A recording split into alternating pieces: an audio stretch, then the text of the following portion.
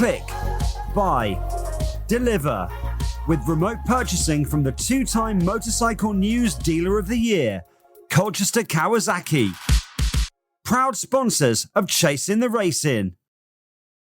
3, 2, 1, and welcome back to Chasin the Racin, and the tour of Northern Ireland continues, and we're delighted to be joined by the man of 5, Phillip McCallen. So we've got, we were just looking at your records there before, 5th in the all-time TT leaderboard in terms of victories, with 11 victories, 5 TTs in one Northwest, 5 TTs in a single day at the Ulster, and is that about Northwest? I'll help you, okay? Just so you get it right. Go on then. It was 5 Northwest in one day, which is obviously a record, and it was hard to do, believe it or not. 1992, I should have had six, but I fell off in the 250 race while fighting for the lead, and that brought me back to 5. So only for that I possibly could have had 6, and that day why I wanted 6, which no one was ever going to get really, there was a free car for anyone who could win 6 races. Wow. The car thought it was safe, and it came was pretty close until I fell off. Well, my first question is, what car was it?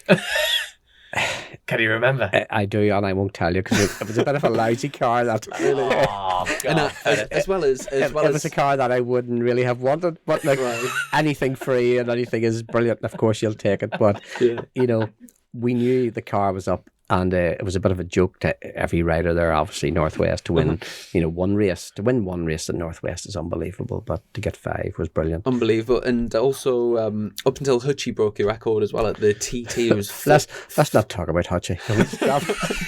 Let's talk about Peter Hickman. Let's get them all out there. Is it? Am I right in saying 4 in a single week at the TT? Yeah, 4 in a week. So it was quite good, really. My dream, I might as well tell you. So 5 Northwest in one day, that's it. You can't do any more. 5 Ulster Grand Prix in one day. Again, you can't do any more. Even Hutchie didn't do more. He done 7, but he done it over 2 days.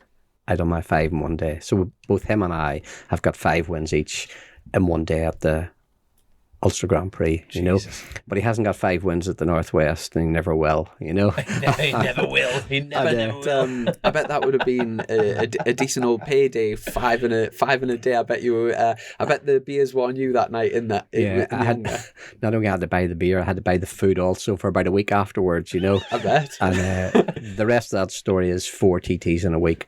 So really back in them days, so I'd won 5 Ulster Grand Prix in a day, 5 Northwest in a day, and my dream, which was close so many times, to win 5 TTs in a week. And if I could have won 5 TTs in a week, I just would have stood up on Friday. This was 96, 97. I would have stood up on Friday and said, that's it, it's all over. Yeah, because I was never going to race until I had a fatality.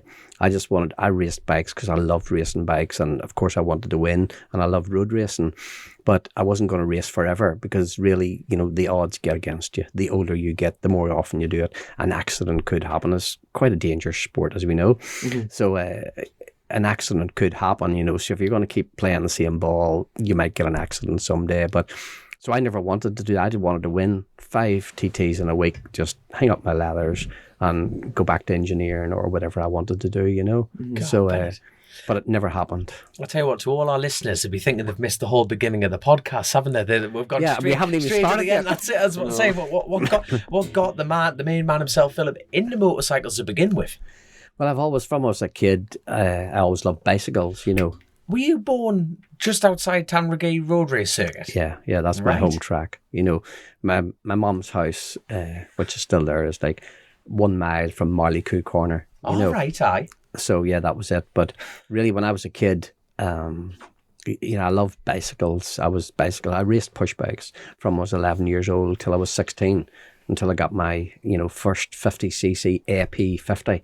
When you say push bikes, as in like road cycles? Yeah, road bikes, yeah, road racing and stuff, and I was quite good, it was, and I loved it, so I did. But the day and hour I got my license and I got my 50cc bike, I just sold all my push bikes.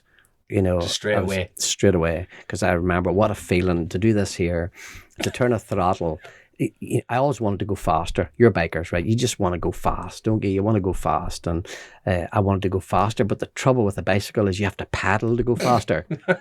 Well, do you know, in terms of when you go through your career and you always have them step ups, and you would go from like say a 50 to like your first gearbox bike, and then you go from like say a 65 or whatever up to 125, and then up to a 250 or a 600, and then up to 1,000. Every time you step up, it's always like an unbelievable thrill because of the difference. But nothing ever beats going from pedaling to your first bike where you just twist the throttle, because the difference is just like, yeah, you're not tired. Yeah, it's just like a new world in it. And it's what's been, do you know, out of all the bikes you've stepped up onto, what's been like your biggest like moment? Jesus. Well, I'll tell you what, we're gonna have to go. I'll tell you what. What's been yours? My biggest one probably was on a 750 when I'd never, my first ever real race on a 750 was the TT in 1989, right? TT. No prior testing or anything. Wait, you did? Wait. No, not really. I had earlier on in 1988, I had a guy called Winston McAdoo. You'll know from McAdoo Racing. Yeah. Well, Winston was the first man ever to give me a ride on a 750, an RC30 Honda 750. Oh, beautiful. So he was, and Winston and I actually, we'd been so close over the years of working together, because I respect Winston as a very, very good sponsor, and I think he respected me as a up-and-coming young hooligan who could win races. And we were close to working together a few times, but it just didn't happen for different reasons. And but he was the first man to give me a ride on a 750 RC30, and then so I'd only raced, and also, I've sort of lots of regrets in my life really now, but at the time there weren't regrets. Another bike that I was offered to ride was the famous Johnny Ray 750 Yamaha, that TZ 750 that lots of people rode. Well, Johnny, I was very, very friendly. Now we're talking about old Johnny Ray, who's Johnny Ray's granddad. Aye. His dad. And so he offered me that bike to ride in 1988, but I was always very, very good friends with him as a friend, and another good friend of his was a sponsor called Joe Miller. If you remember Joe Miller, you boys might be too young to remember him, but I've heard the name. Joe Miller run Eddie Laycock in the Grand Prix. Yes. He run Mike Williams in the Grand Prix. I think, did Rutter even do a couple of Grand Prix with him maybe or something, some of the Laverty boys ran with him as well, so Joe Miller was a great, great sponsor and a big man, but he was best mates. Him and Johnny Ray was good friends, and, I was had a good relationship with them. But anyway, he didn't beg me, but he wanted me, Philip, to ride his bike. And I said, Johnny, I'm not good enough to ride your bike, and I goes, no, it's too big and too fast. I couldn't do you justice on that bike. And he goes, no, you could, but I didn't take it, but then other people got on that bike, and some done good and some didn't. So I often thought I should have rode that bike. Who got on the bike after you turned it down then? I can't remember really, but that Mark Farmer rode it for a bit. Is that Keith Farmer's uncle? Yes, it would be, yes. You boys, you're young, you don't remember all these people there. We went to school together, Mark Farmer and I, obviously young Johnny rode it. Michael Swan, you wouldn't remember Michael Swan, young Swan's dad now, who's racing, right? Scott Swan's dad, aye. Yeah, he rode it as well. There was quite a few people had a ride on it, Yeah. And you were in the same race at this point against his bike? Yeah, I was, but I thought, no, that's too fast for me. It's too big, and I didn't take it. I was only riding 250s and 350s then. Right. So really then we get back to the original question. We drift a bit, don't we, like here, because we are racers and we remember other things. But so anyway, it was 1989, then I took a factory Kawasaki ride. I was actually offered a factory Honda ride in 1988 at the Manx Grand Prix. I won that, destroyed the lap records by about 10 miles an hour in the newcomers and in the 250 race. Can you remember what it was beforehand and then what you broke it to, like roughly? I remember exactly. No, I don't really remember, right? Hold on, boys. There's another problem, right? We'll forget about that phone call. So modest, I love it. I'm not really that bad, I promise. Good man. I think it was around like 100 miles an hour or something. In 88, did you say? 88, yeah. Jesus. For the 250 one. And I think I put that to about 107 or 108 mile an hour which was to break a lap record by 7 or 8 miles an hour was huge. Yeah, was mental, wasn't it? By the way, we've been running our stock down in the fridge, and so got on the phone to Alan here. We're obviously over in Northern Ireland. Next day delivery on Amazon, and he's filled our fridge back up. So would you like a drink? Oh, I'd love one. Would you? We've got Rich Energy, sugar free, or sugar or water. Obviously, it would have to be sugar free. Sugar free. That's what I'm going to go for as well. Watch the figure. He's making a 250 comeback. He's going to go smashing up a lap record. Good lad. Good lad. No, I love 250s, and really probably another big mistake, but we better watch here. We're drifting too much, So let's get back to drift all you want on this show. Don't you worry about it. All together now, there. That, boys. Cheers. Cheers. Yes, Happy New Year. There you are. Open that, because you can't drink it if you don't open it. Come on, Chrissy. How are you? So anyway, up to that point, I had just raced 250s and 350s, and Bob McMillan and Honda. You boys remember Bob, or you've heard of him. You don't probably remember, but you've heard of him. So anyway, Bob was the boss of Honda Racing, and he was at the Manx Grand Prix when I won that stuff. And obviously, anyone who can bust a lap record by 7 or 8 mile an hour must be good, Yeah, get the pen and paper out here. So we had a deal that I would have Hondas for 1989. In the meantime, I was talking to Kawasaki, and Kawasaki that time was run by Alec Wright. You mightn't remember them, and Colin Wright. Mm-hmm. Yeah, Colin's dad. So, and Kawasaki UK. So they wanted to be Kawasaki. At that time, they had, trying to think of the riders they had. Right. I'm getting old, my memory's gone, but they had some good riders. I'll tell you one story about this. At that time, John Reynolds, do you remember the famous Kawasaki rider? He was just like an apprentice in Team Green. Right. So he was.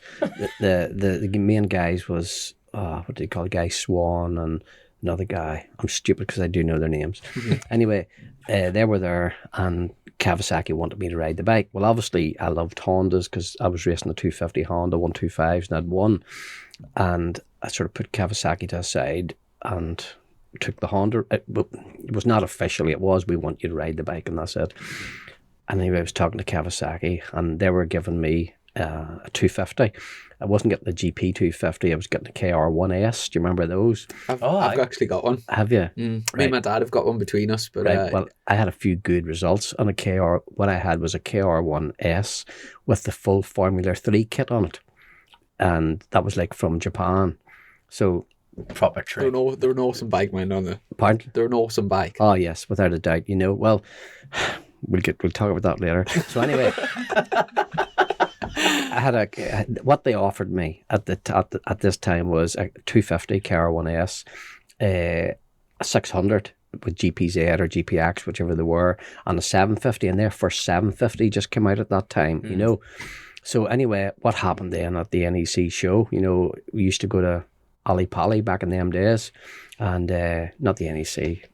Ali, the London show there was. XL, yeah. XL, Ali Pali was way before the XL, and that's where all the talking and the racing was done. And Honda, Bob McMillan had to come along and say, Philip, we can't support you. And I'm going, what? Because by now I'm excited. I hadn't told no one, but my inner team knew, we're going to get Hondas for next year. He goes, well, why not? He goes, the truth is, Philip, we don't have enough bikes. You don't have enough bikes? Well, when you go back on it, they had bloody Hizzy was riding for them. Right. Carl Fogarty was riding for them. Brian Morrison was riding for them. I even think Roger Burnett was still in there then. And someone else. I think Nick Jeffries was maybe getting help. Anyway, they already had about 4 or 5 riders, and they didn't have enough bikes. So he apologised and all the rest. And sort of then I thought I didn't care. Look, I'm getting a Kawasaki ride. And I didn't know enough about Kawasaki. I did know about Kawasaki, but not in any more detail than that. So what happened? We done the deal. And I got my 250. Because I was a road racer. They wanted me for road racing. They didn't want me for track racing. They wanted me to win Northwests and win Ulsters and win TTs, and I wanted to do that. And all the talk of the 750, it was like the best bike in the world. It was going to be the bike to beat everything. Yeah. So 250 KR1S, my 600 and my 750. I was going to have 2 750s, a production one and a one with all the kit in it. Aye. and which was you're really looking forward to, but it didn't really work out. I think I can't even remember the first road race at Tandragee, if I rode the 750 or not. I can't remember much about that. I need to check. But anyway, I had a massive crash in the Cookstown 100. Was another race, but I had 130, 140 mile an hour crash there. Which corner was that then? I don't know if you know, you probably don't know the old Cookstown course. Oh, the proper course. The proper one, yeah. The proper one. Much faster one. Yeah, the much faster one. Well, you come up the road to Stewartstown and then you take a right and you go up over a hill and you drop down a hill. It must be, I'm going to say, a mile and a half. Right. Easy, flat out, right? Proper build momentum. Proper stuff, So you go over the rise and down the other side and you're going along and you're easy up to 100, as fast as 600 can go, 150 miles an hour around that. And just you come through a farmyard and you drop down a hill to a right-hand corner. That's okay, coming there flat out. I think Brian Reid was leading the race and myself and Sam McClemens. Sam you've heard of Sam, he's a great veteran, a great big bike rider. And I was sort of the young cub chasing Sam, and he was on a Honda, I was in a Kawasaki, and Kawasaki's weren't really known for winning. In the BSB, or in the old 600 Super Sport in them days, they were getting up near the front, but the bikes were tuned to the neck, and my sort of one wasn't really, We just couldn't get much speed out of mine with all this stuff. We didn't know enough trick things. So anyway, we're coming down to that corner flat out, and Sam's in front, and I knocked my bike off, which was, to knock it off the corners. And it wouldn't slow down. Just kept wound open. The throttle was stuck wide open. Jesus. Right? Aye, Jesus is right. You know the feeling, don't you? So it's 150 miles an hour. You're going down a hill and there's right-hand corner coming that you must get down at least 1 or 2 gears for. Shit, isn't it? What did you have to do? Just bail off? I've got the picture. I can show you it. Yeah, but so what happened was... picture of the underpants, Chrissy. Yeah, that's what I was So I knocked it off. But this is unbelievable, right? Before I knocked it off, when I was going flat out, there's a marshal out, right? And this is the truth. It's in the pictures too. There's a marshal out with a yellow flag going mad, waving this yellow flag in the middle of the road. And what I thought? Sam was just in front of me.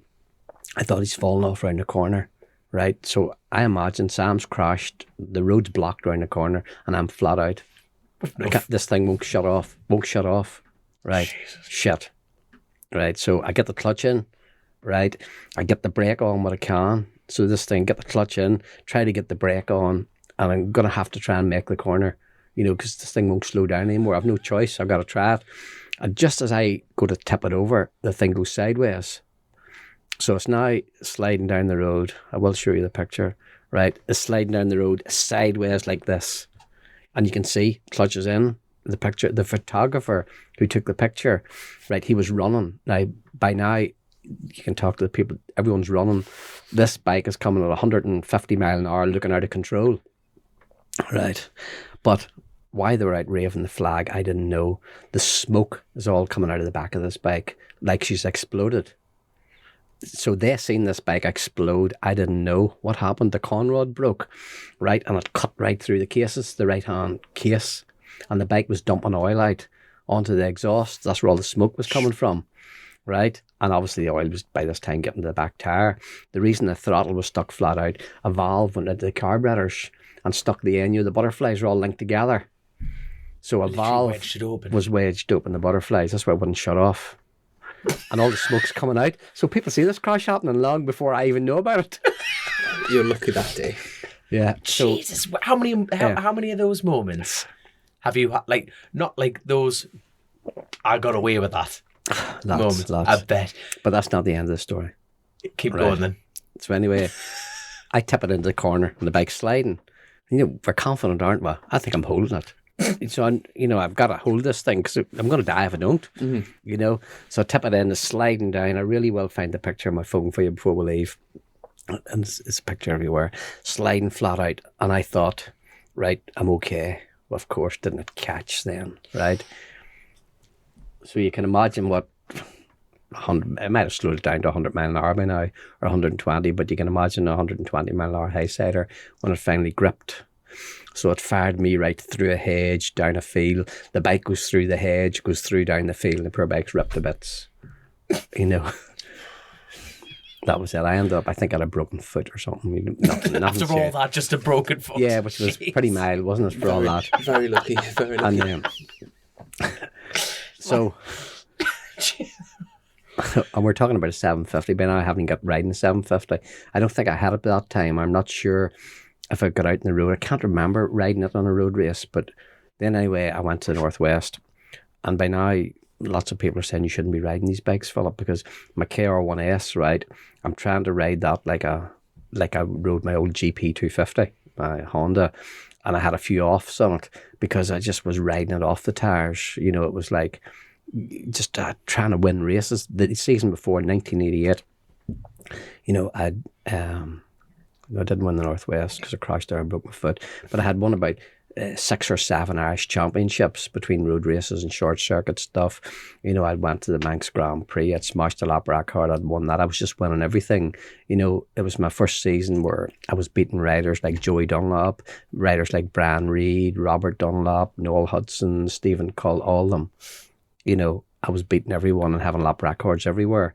And now I'm going to crashing every other week and getting up. He was, do you know, at the time when you went to the Manx and smashed the lap record by such a large margin, if that happened in like today's world, so like let's say someone turned up at the Manx and if it's about 122, imagine if someone went like 125 or 126, everyone would be thinking, this person needs to slow, like this person's crazy, out of control, needs to slow down, he's going to end up killing himself. That's probably what people would be thinking. Back then, were people worried about, like, because you were going so much faster than what other people had went, were people not a bit sort of worried about you? I think they were. Yeah, I was about to say, did you hear any like negativity directly? Oh, yeah. I bet you did. Yeah, of course, that Dick's going to be killed. You know, he doesn't know what he's doing, he's out of control. But actually, believe it or not, you know, it might have looked like I was out of control, but I wasn't. You know, I felt I was in control of that bike, you know, because to be honest, if you look back on it, you couldn't keep doing that if you were out of control, if you didn't know what you were doing, you know. Did you have anyone on the sidelines at that point going, look, calm down or speed up? I'm going to pose a question to you. Yeah, definitely not speed up, 100% not that, but it's a bit like, looking now, you saw Phillip McCallen coming up, smashing lap records by 6, 7, same age, everything like that. But like a bollocks Hickman's doing.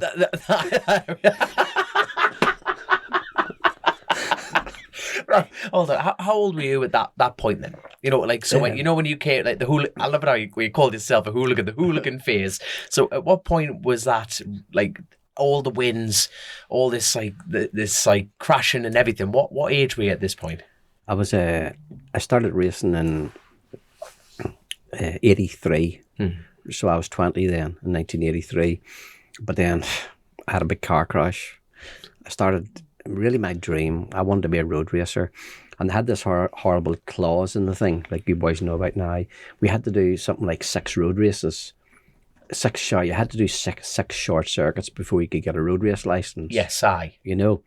So I was doing short circuits just to get my road race license because I wasn't interested in going. I called it round and round circles. You know, it's like. Was it so? There was literally no interest from day dot. There was no interest in short circuit, like British BSB equivalent. No, not really, because when I was a kid, you see, Joey Dunlop was if you were it really started.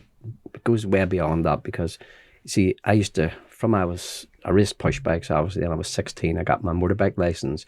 Well, I was hooked after that. Just like you say, you know, to turn this throttle, you could actually go faster without pedaling.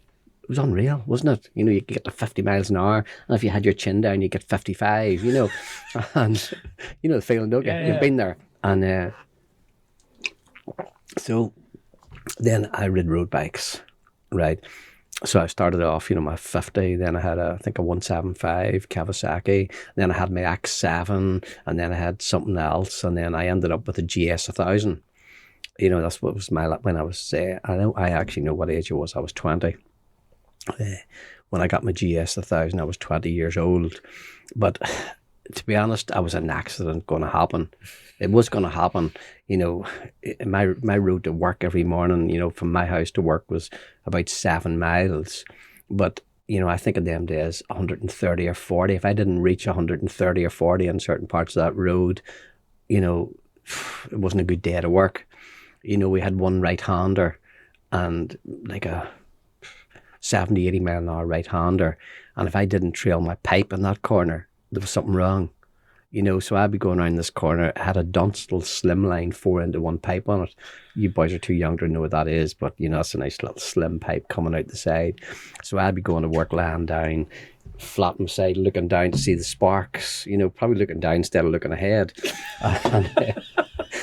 So if you didn't see any sparks, it wasn't a good morning, And then we had a jump bit as well. And you had another jump at Bork's, a corner street place. There was a jump and a left-hander after it. And that was a 100-mile-an-hour jump. So you would get it up in the air and you would have to get it tilted at the right angle to finish the corner when you landed, So it was great.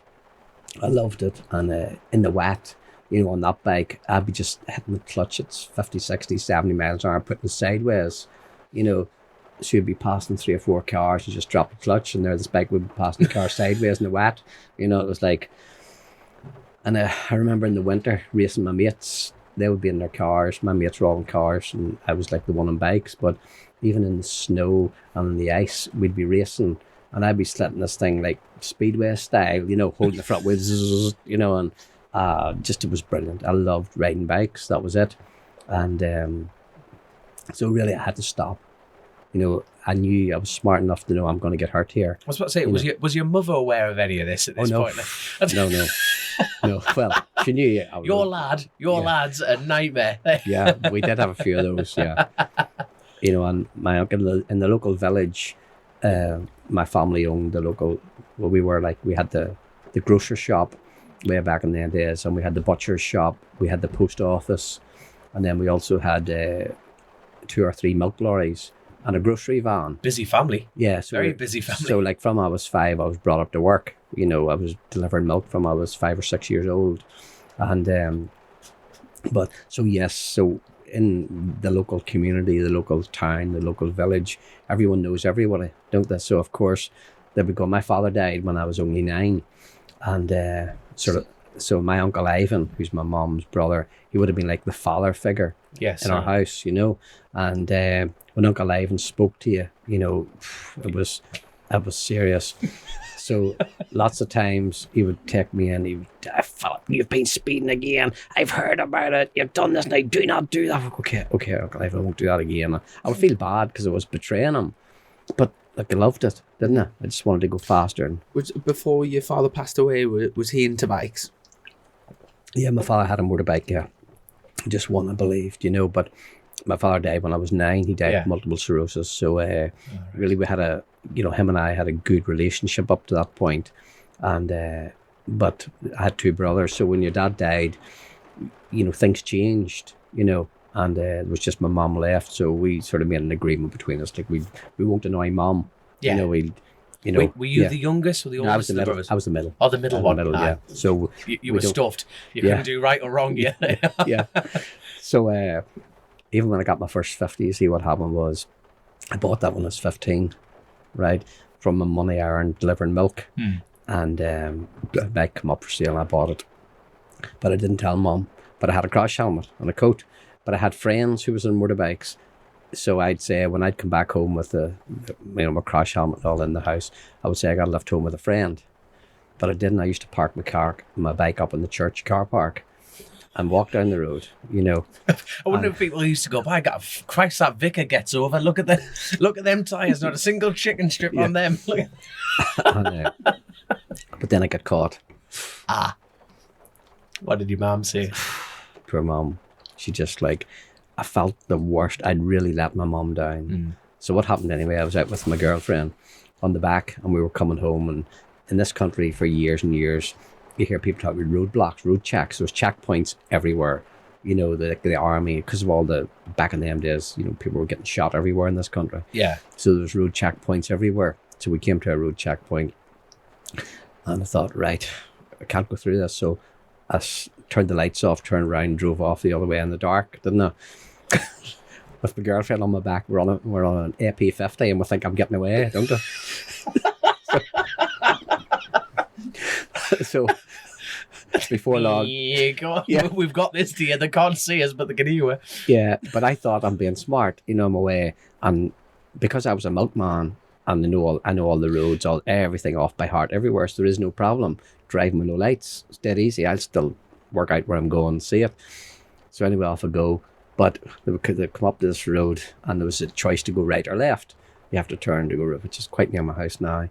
And I decided to go right. They'll think I'll go left, But they didn't. I went right round the corner of the road, and I could see the police Land Rover it was come behind with these blue lights flashing and sirens going, everything, And we're going to get shot. yeah, that's what they do with people like that, because if you go from a checkpoint to something wrong, so anyway, I got up the road a bit more, and then I think, right, there's another lane that loops round the back here. So I turn right into that lane, up I go.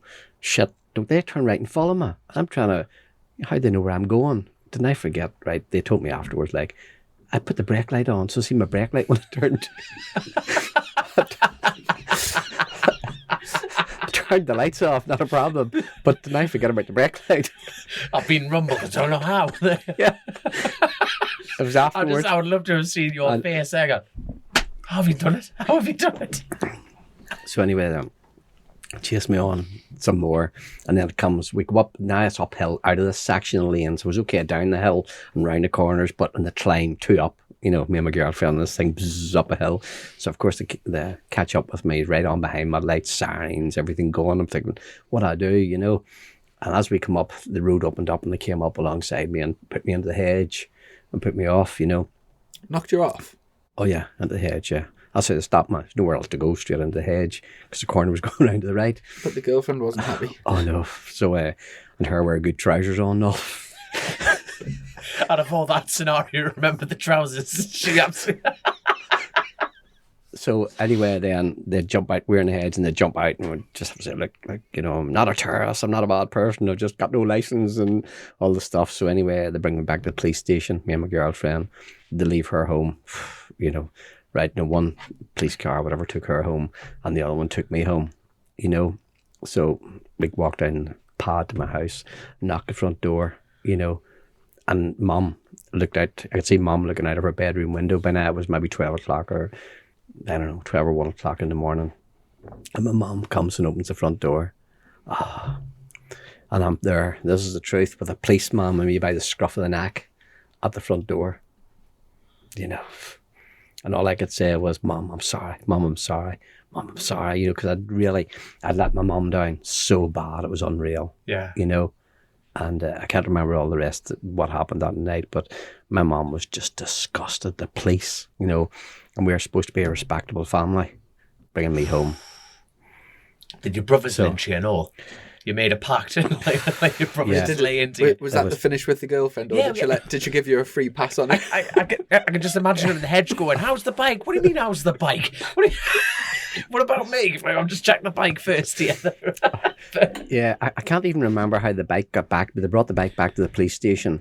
I can't remember where a policeman drove that, or I can't remember how it got back, but I had to get it picked up. I take it you were. That's not the missus that you ended up marrying. Later on. Did you end up marrying Miss Northwest? I did. That's another story. That was. Go on then. Look, love. This is how it's going to work. You're going to win, but did that come from the five in a day? Did it? Yeah, she was Miss Northwest. She was a student at Coleraine University, as you know, is just up the road here, studying to be a teacher. She's a good teacher. Does she teach now? Yeah, she does. Oh, she's getting older now, though. What are you trying to say? I used to say I'm going to meet the wife at school, and they'd look at me. No, she's a teacher. She's not a pupil.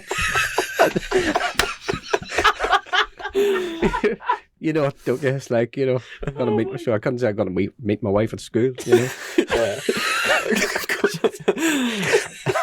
Did you meet at the racing type of thing, like at the Northwest? No, what happened to her? She was a pretty girl then. Not bad. Does she not watch podcasts or something like that? Is this why you say it? Yeah, she doesn't. Oh, go on, carry on, crack on then. Look, she's into education and teaching. She definitely won't be watching this. 100%. And she doesn't like motorbikes anymore either, so there's no trouble. Right, happy to tick all the boxes here. Yeah. So anyway, what happened? You only find out all these things afterwards, so there's a bit of past and present. So her teacher was a pretty girl at school, students, you know what it's like, you've met them yourself at times, and her friends had persuaded her to enter Miss Northwest, because, you know, the students are up here, Northwest's on, it's a big, big thing. So that's her story anyway. So she entered Miss Northwest and she won it. That was okay. And I'm racing. I'd never seen her in my life before, had I? You know, so, and to be honest, as we know in our racing, not sure about your girlfriends and stuff, but they sort of understand really that, it's terrible to say, we're very selfish and motorbikes come first. You know, you've probably lost girlfriends. I've lost other girlfriends because motorbikes came first, you know. What happened to me once or twice was I used to go to the motorcycle shop in Banbridge, ban motorcycles to get parts for my 125. So I said to the girlfriend, right, we're in the car, we just have to stop here and get some parts for my bike. That's okay. And I would go to ban motorcycles. The boys would be there in the bike shop, 8 o'clock at night, and everybody's talking. Wouldn't I forget? Maybe 2 hours later, shit, girlfriend's in the car. Easily done, Philip, easily. I know exactly what you mean, easily done. I wonder how many blokes are watching this with their lass in the car. They'll be just staring at them. Like, yeah, but they'll know it. Don't you dare do that to me. Things have changed a little bit now with boyfriend, girlfriend. You know, you couldn't get away with that. but you got away with it. But only for a bit. You know, so I did lose a few good girlfriends because I left them in the car. You know, and it was... I cracked a window, so it's fine. Just wind down the window bit. Yeah. What are you moaning about? There's some water in the glove compartment. Do you know, I'm very lucky. I think I was always clever enough to take the keys out. Trust me, I'll be back. So they couldn't really drive away, could they? Oh my God. If you love me, you'll stay. Yeah, but so love will only last for so long. 2 hours in your case. Sat in the car by yourself. So how did you meet this? The wife. Right. Yeah. So in school. She hadn't even started school then. Not as a teacher. Oh. She was trained to be a teacher. Let's get it right here. So anyway, it was the Northwest, and you just want to win races. So we went to the Northwest. We knew we had a chance, right? You know, because I was winning races. By this time, I've got my Hondas. My Hondas were all competitive. My 250s super quick. You know, my 600 wasn't just the quickest. And I had a 400, VFR 400, and my RC30. So it was actually tough. It was tough going, you know. But anyway, we started. We won the first race and went up, and I seen Miss Northwest. You know, it's only now, there's a couple of pictures afterwards. Miss Northwest, you know, they go around the riders and take the pictures and do the stuff and all. But I was so focused, I didn't really notice her because I want to win races. I'm here to win races, not get a girlfriend. To be honest, I had a girlfriend, so I didn't need another one, did I?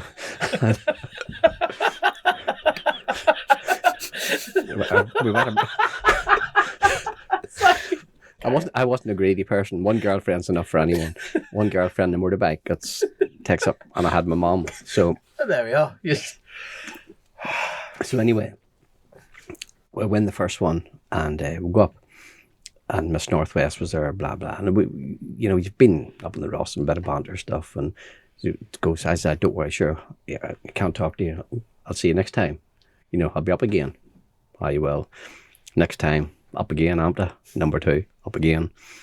Then it becomes 3. I'm up again. I'm getting confident by now, Amta. "Yeah, don't worry, I'll be up again."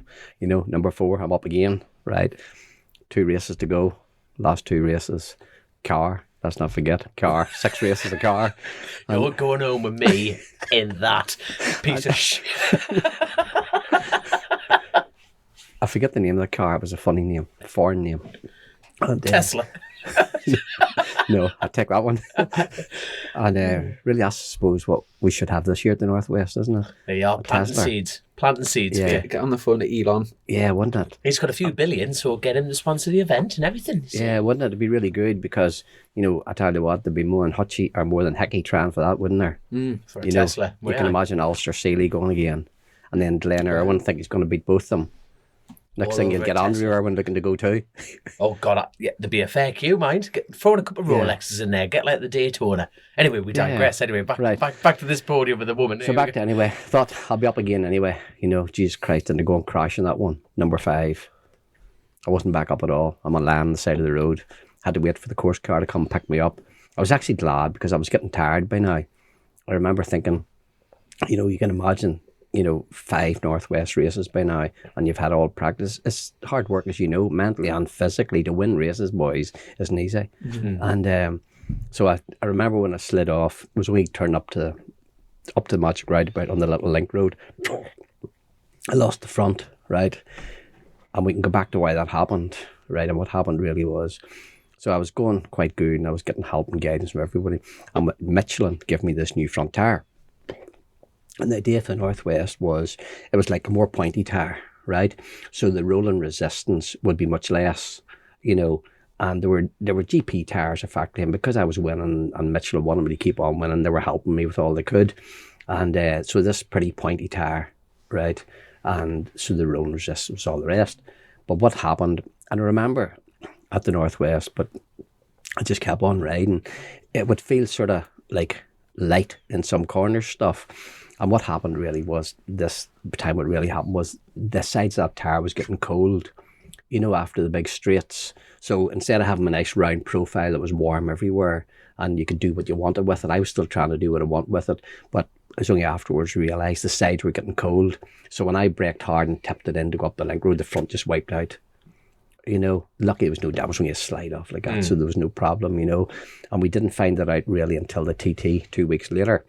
When I'm going to the TT, again, I want to be a winner, don't I? I'd won 5 Northwest and I hadn't won a TT by that time. That was 1992 and I hadn't won a TT. Right. So but how many years prior were you doing the TT?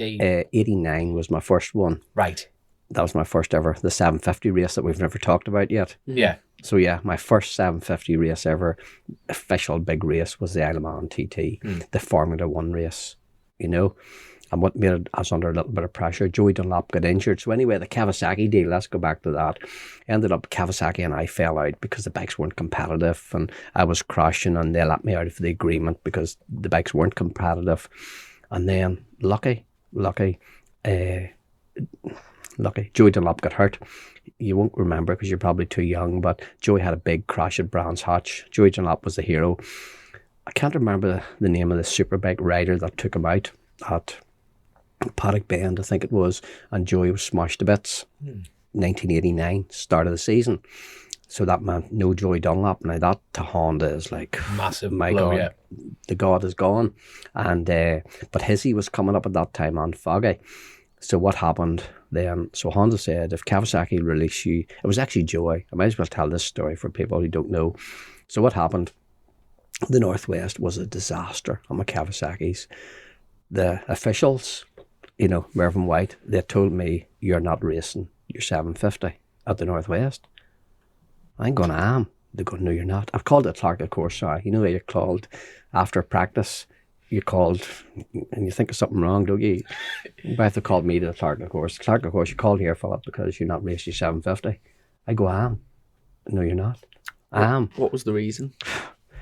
Apparently there was a lot of complaints from the marshals and all the safety people around the course that this bike was going down the Metropole from side to side. I was using the whole road. It was just, we couldn't stop it weaving. Wow. That must be pretty rare, that to call someone up and say you're not riding on safety grounds. Yeah. That mustn't happen very often. Thank God there's not the same podcast around then than there was now. So stuff on, the phones and all weren't around. So when this happened, it didn't spread the same, did it? It was just, you've been told. Until the pub later on. Yeah. You should have seen this bike, man. Yeah, well, I was coming down the Metropole. That is the truth. Like, I'm in practice, and this thing was weaving. Just the 750, it was the first stage of the 750 Kawasaki, and it wasn't right. And no one really had rode it at, 180 plus miles an hour much. So I remember like fighting it, down the matter, right, each side and this thing and after, and I hadn't got the brains to roll it off. I just kept it going, thinking I'll ride through it. I don't want people thinking I'm a tart. Yeah, I'm holding it, you know what I mean? So So we're left so there's the Northwest, that I'd been threatening to win, and I had no 750. So all I had was my 600. And then the 600 race, that blew up. So it did. So I'm going home. I can't remember if it blew up or something happened. Anyway, I'm out of that race too. So there, this, potential new boy winner was coming home from Northwest with his tongue hanging out with nothing. And all my team, and, what's wrong? And so I went to Joey's pub. And this is the truth. So we went, me and my girlfriend. Did you take her out the car this time? Yeah. She was a good girl. She was from a motorcycling family. So, there was no problem. It was great to have a girlfriend who understood bikes and all the rest. And we had a good relationship and all. So anyway, we both went into Joey's pub. This was Sunday, about lunchtime. We left the Northwest. We're going home. And it's like, we were finished. So went to Joey's pub. Didn't expect to see him. But by that time, I'd actually got a bit of a relationship with Joey. He had seen me, what really happened the year before, when I was a young boy coming up and winning races and smashing lap records on my 250 Honda. Joey had a 250 Honda, but Joey had so much work to do to his big bikes, his 750 and all, that he hadn't done much work to his 250 Honda. And I was winning, so I give him stuff that I had done. I was only too glad to tell him, Joey, of course I'll tell you what I'm doing. And I lent him. He won the 250 that year at the TT at 8, and he had a lot of parts off my bike on his. So I remember he couldn't get sprockets the right size, and I lent him and other stuff. I thought I was great lenting Joey to lot my stuff. So by now, Joey and I had not a friendship relationship, but a bit of respect for each other. I respected him as a hero, and I think he must have respected me as a young lad coming along, because he knows how hard it is to win races. So anyway, we're at the bar sitting. I got a beer. He was sitting there, and we just took a beer, and he just looked over and he says, it's my bikes you should be riding. No, it's Hondas you should be riding, not Kawasaki's. And I remember, I looked at my girlfriend, she looked at me, we looked at each other, and then I looked back at him. Jesus, what'd you say? You just said that, yeah. Hi, he says, you should be riding Hondas, not them Kawasaki's. And I goes, well, how do we do that? He says, Joey was dead, please. He says, I'll speak to Honda on Monday. So just like that. Just like that. And so he was injured. I can't remember. He was pretty badly broken up, his arms and stuff, I think. And I can't remember all his injuries, but they were pretty bad. And so what happened anyway? We managed to talk through that week. Kawasaki agreed to release me from my contract with that signed up. And Bob McMillan then agreed to give me Hondas. But it was Joey, because he agreed to give me he gave me his 125, his 250. And in theory, he was giving me his 750. But it wasn't really his to give at that time. So Honda then gave me a 600. So Honda gave me a new 600 at Joey's 125, Joey's 250, and I went to the TT. And what they had planned by the time I got there was I got Hizzy's old 750. So Hizzy's 750, I got it, and Hizzy got Joey's factory bike.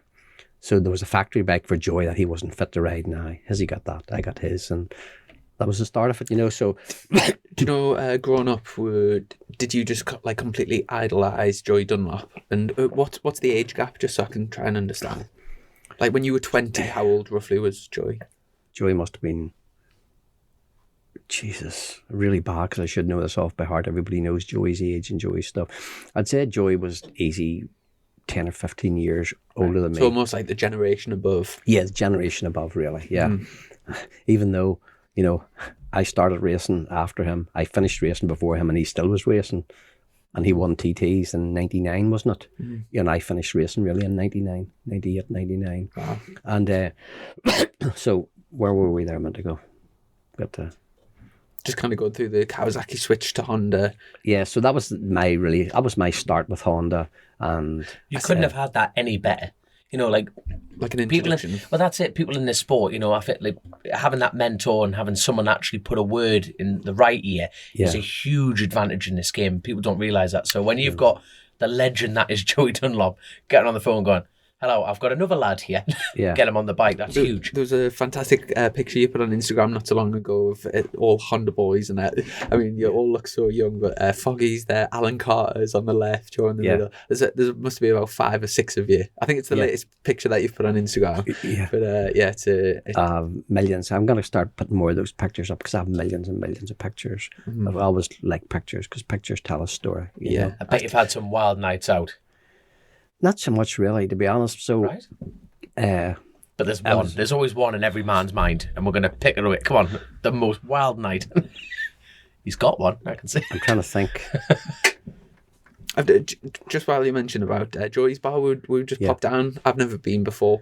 We just popped down there a few hours ago. It was really nice to go, and we went to the Memorial Garden, and a real special place, and it was quite like poignant, wasn't it? Just sat there having it, like I'm having a pint. And to all our listeners, they know Chrissy's teetotal, but I did force him to have a sip of a Guinness, so he's officially had a Guinness in Joey's Bar. So I don't drink, but I did have a little taste. There'll be people pulling over and pausing and going, "Did he actually do that?" So well done, Chrissy. I'm personally very proud of his son. Very, very proud of you. Brilliant. I'm proud of you too. But no, Joey was, I'm not going to say was my idol, but he was I don't really have idols in that, but you have people who you respect, you know, and you respect. I'm a tradesman, really. I'm an engineer, aluminium, stainless steel fabrication, all that stuff. So when you understand a trade and understand the use of your hands, you understand someone special, you know, and you boys know riding a bike, you know, you've got to know it. You've got to be special to win races and know what you're doing. So in my eyes, Joey was a special person to handle a bike like that and win races, you know, and... Can I go on ahead? I'll just mention you just said about how a photo can, say 1,000 words, and sometimes when you see pictures of people riding, especially on the roads, they kind of you could look at like say 10, 20, 30 different riders and around the same corner, and they all look like quite similar. Just having a quick flick through your Instagram there's one word that stands out looking at most of your pictures, and it's just commitment. Like you just look at a picture. In fact, I posted one on the Patreon page just before I'll show you. I just took it off your Instagram there. But just every picture you look like proper tucked in, and like you definitely look like you were putting it on the line. Yeah, every race in my life. Yeah, that one there. That's an ace picture. That. Yes. What year was that? That was good. That was 94 was it? And that was like that is just mint. That bike, we can all people, I don't blame my bikes because things go wrong, but that was a tough time because Hizzy and I were teammates then. And, Hizzy was a good road racer, but I thought I could match Hizzy, So that TT was going to be a tough one. They were RC4. That was our first year. It must have been 94. That was our first year of RC45s. And RC45s, as you know from people, they weren't the best the first year out. You had to do lots and lots of modifications to get an RC45 to win.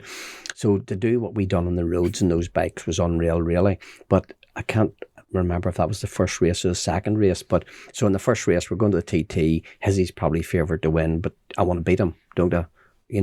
And so there was a shortage of parts all. And what we got made was, we have got lots of engineering companies in Northern Ireland, and you couldn't get springs, a 10 point. I was pretty into my engineering and trying to get my bike. So, I wanted a 10, a 10.1, a 10.2, a 10.3 that I could change all the stuff the way I wanted. And we couldn't buy these springs, and Honda didn't have them. And there was only so much kit stuff. And Hizzy would have been ahead of me for getting the best stuff first, because he was allegedly the better rider. So Hizzy got some kit stuff that I didn't get and all. But I got springs made for that bike, and I remember, if it wasn't that race, but not sure if that was the F1 or the senior, but in the first one, in the F1 race, we had thought up ready to go, but I rode my nuts off, right? But I couldn't get it together. The bike, I couldn't get speed.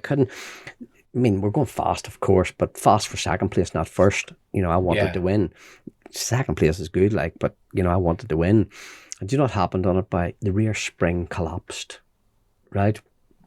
So the spring, whatever happened, the tension, it collapsed to about maybe, I'm going to say, half an inch shorter. That's massive in this game. That is massive. So that is why, and some of them shots you look at, I'm going to study them more, that the back end of that bike's down too much. And that was why I was struggling to turn it and get out of turns. So the back end, the ride height, I think was down, and I'm being serious here, something like 50 or 75 mil. It was massive. And for listeners that aren't understanding, it's essentially like going from train track riding where everything's planted and lovely to getting on a jet ski and that the arse is down and you can't turn. So that's huge. Because when we came back in, I said to the boys, my mechanic Dennis and that, I goes, look, there's something wrong. There's something wrong. I didn't know what it was. There's something wrong. And it was only when we got back to the garage that night and lifted the bike. You could lift the bike up and you could shake the spring in the shock. That's how bad it was when it was lifted up. You know, but I'm not making excuses. Hizzy was a bloody good rider, so if you beat Hizzy, you're doing well. That was that picture I was talking about where there's the 5 of you. Yes, good old Alan Carter, you know. So who's in that photo there, Chrissy? So Jamie Whittam, Alan, Phillip, Hislop and Carl Fogarty. God, and, you all look so young there. Yeah, we're like kids. There's even younger looking pictures than that of us, you know. Yeah. I think that was maybe 1990 or so. I'm really good friends with Alan Carter. Oh, yeah. Yeah. Do you keep in touch with him? I do indeed. I talk to him every now and then. Do you have any good stories with him? Alan, probably the story, the worst story about Alan was sort of Honda in them days weren't too well known for giving you extra stuff. We had a team manager that was pretty tight with the budget, you know, and I'm not going to say who it was or anything, you know, but he didn't like wasting stuff, you know what I mean? And the budget was a budget, and that was the stuff, and that's all you're getting, and that's it. And poor Alan, he remembers it. He had to buy 2 spark plugs for his bike towards the end of the season. Shut up, man. He'll tell you about it himself, Will Alan, because there wasn't enough budget left. He had to buy 2 spark plugs. And I thought, if Alan Carter had to buy 2 spark plugs, there's something wrong. That is bad, isn't it? You know, if Alan everyone's there to win. Have you done a podcast with Alan yet? We did that right at the beginning of the podcast. In the early days, we need to get him in. Cause we've had this this is episode, it'll be like around 140. 1,200, something like that. 140-ish. We've been doing it for 3 years. But we've got this studio built at around episode 45, something like that. So the first sort of, year of the podcast, we did it on Skype. It was proper pirate radio then, mind. Proper pirate radio. Well, if you get Alan going, he can talk about his... He'll tell us the name of the Honda man, I'm telling you. He'll straight out say it. Sorry, I'm just thinking, going back to, do you know when you're talking about the lady that you ended up marrying? Yes, so we never finished that story. Yeah, you seen her on the podium and then you crashed out of the race, but then you had a different girlfriend at the time, so how did that happen? Yeah, so really, I had a good girlfriend. I didn't want another girlfriend that time. One was enough. Mm-hmm. And anyway, but it was just a bit of banter. She was a pretty girl too, but I wasn't interested in getting a new girlfriend. I didn't need one. So anyway, the 6th race, I'm back up. I went again. I said, I told you I'd be back, didn't I?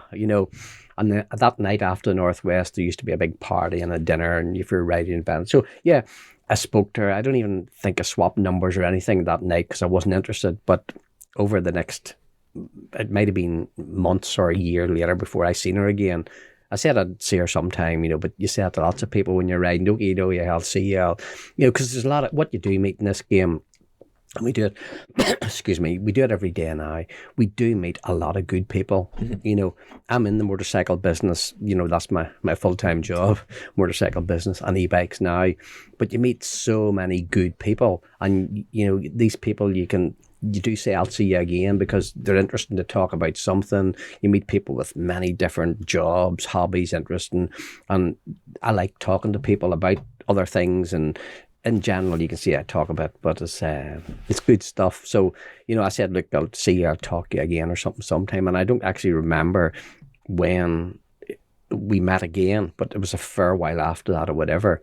And then I met her, and my other girlfriend and I had... This was way later, by the way. There was no crossover. There was no trial period. There was no crossover, so we had to this sort of trouble happened here, whatever reason, and my life was changing because by this time, after 92, I moved to England. It my sort of Irish racing was, then I went to ride for Honda in England in the BSB stuff. Wasn't BSB then, like British Championship stuff. Yeah. But really, I had a hard time in that because what happened, as you know, in 1992, RC30s were finished. And Simon Craffer, the famous Simon Craffer, who's also my mate, he was in the Honda team. So I had lots of good Honda team members over the years. Even John Kaczynski, do you remember him in our Honda team? So at one stage, you see, we were all based at Louth. You know, the World Superbikes was based there. Motocross was based there. My road racing team was based there. And the British team. We were there a few weeks ago, actually. Yeah, well. We had this parked outside. Do you know the back where the lorries come in? Yes, well, it's changed a little bit but my other unit was over there, you know, and stuff. And where do we get to? I keep losing, boys. I tell you what, Lauren just walked in and she's offered, would you like a beer? Oh yeah, a good man. Are right? you boys going to have one? I'm going to have one with you. Screw it. Right. Chris is nothing. Well, there you go. Chris has got his rich energy. And, so when you talk about wild nights out and all, really. So when I was racing, you had the odd party night, but I was serious, as you see from the pictures. You know, I wanted to, when I'm an engineer, I want to build the best engineering thing I can. That's why we win races. You know, you want to do the best job you can in your job. Mm-hmm. So, you know, I wanted to win races, so I trained quite a lot, you know, into as healthy eating as you could. So I was always cheers. Cheers, Yogan. There you cheers. Go. Love this podcast. I've earned that with a talk. So, you know, so I trained good, and you see from the pictures, I give it 100%. So I was never a drinker. You know, yeah, when you know, from your sort of 16 to your 18 or 19, 18 to your 20, you know, the legal age, you know, you want to have a drink and you want to try it out and you think it's great and, you know, to get drunk and all. But really, and smoke, I never was a smoker because I remember, you know, my friends used to smoke and I tried to smoke, but it make me cough and splutter, and I go, why the hell? And my friends used to keep going until they stopped coughing. I'm going, why the hell would, you know, cigarettes? Yeah. Why do I want to cough? I've got this great idea. It makes you stink, gives you bad teeth. It can increase your chance of lung cancer. It costs you a fortune. Oh, great! And what's the good thing? Well, there is no good thing. It's all negative. Yeah. It's like, why on earth would you want to start? And girlfriends hate it. You know, decent girls don't want to kiss an ashtray, do that? You know.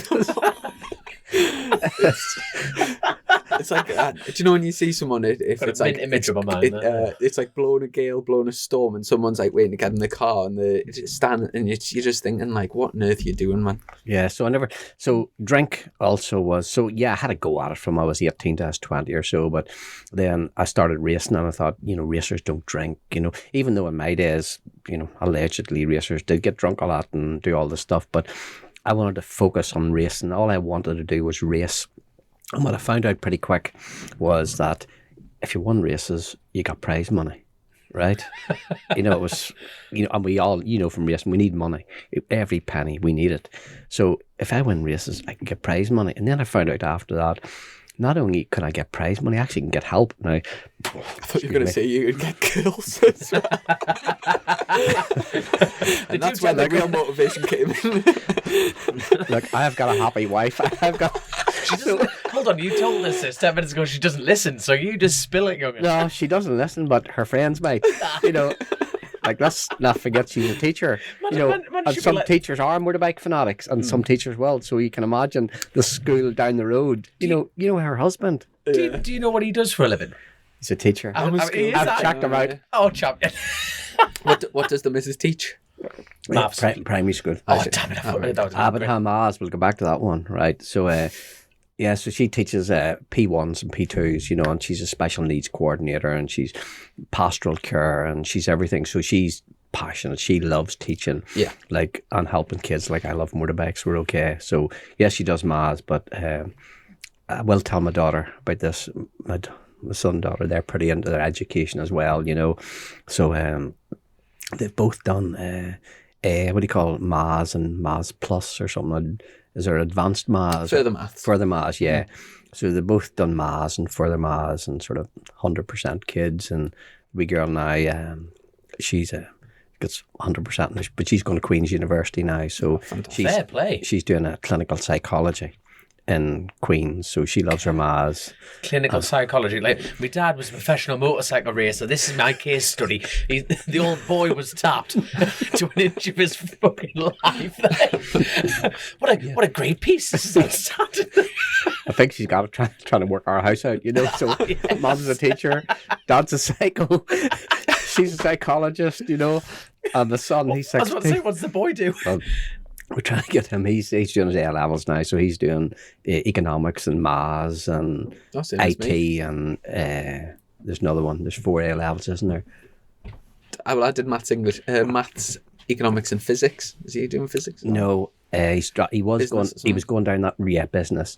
So he's doing economics, business, maths, and IT. Oh, fantastic! You know, so he's going to go into summer. So now that we're on the family route, is the lad wanted to put a set of levers on? Does he want to go? No, thankfully, what happened there, right, was the wife now by this time, she thinks she's smarter than I am, obviously. So she knows motorbikes are dangerous and dirty.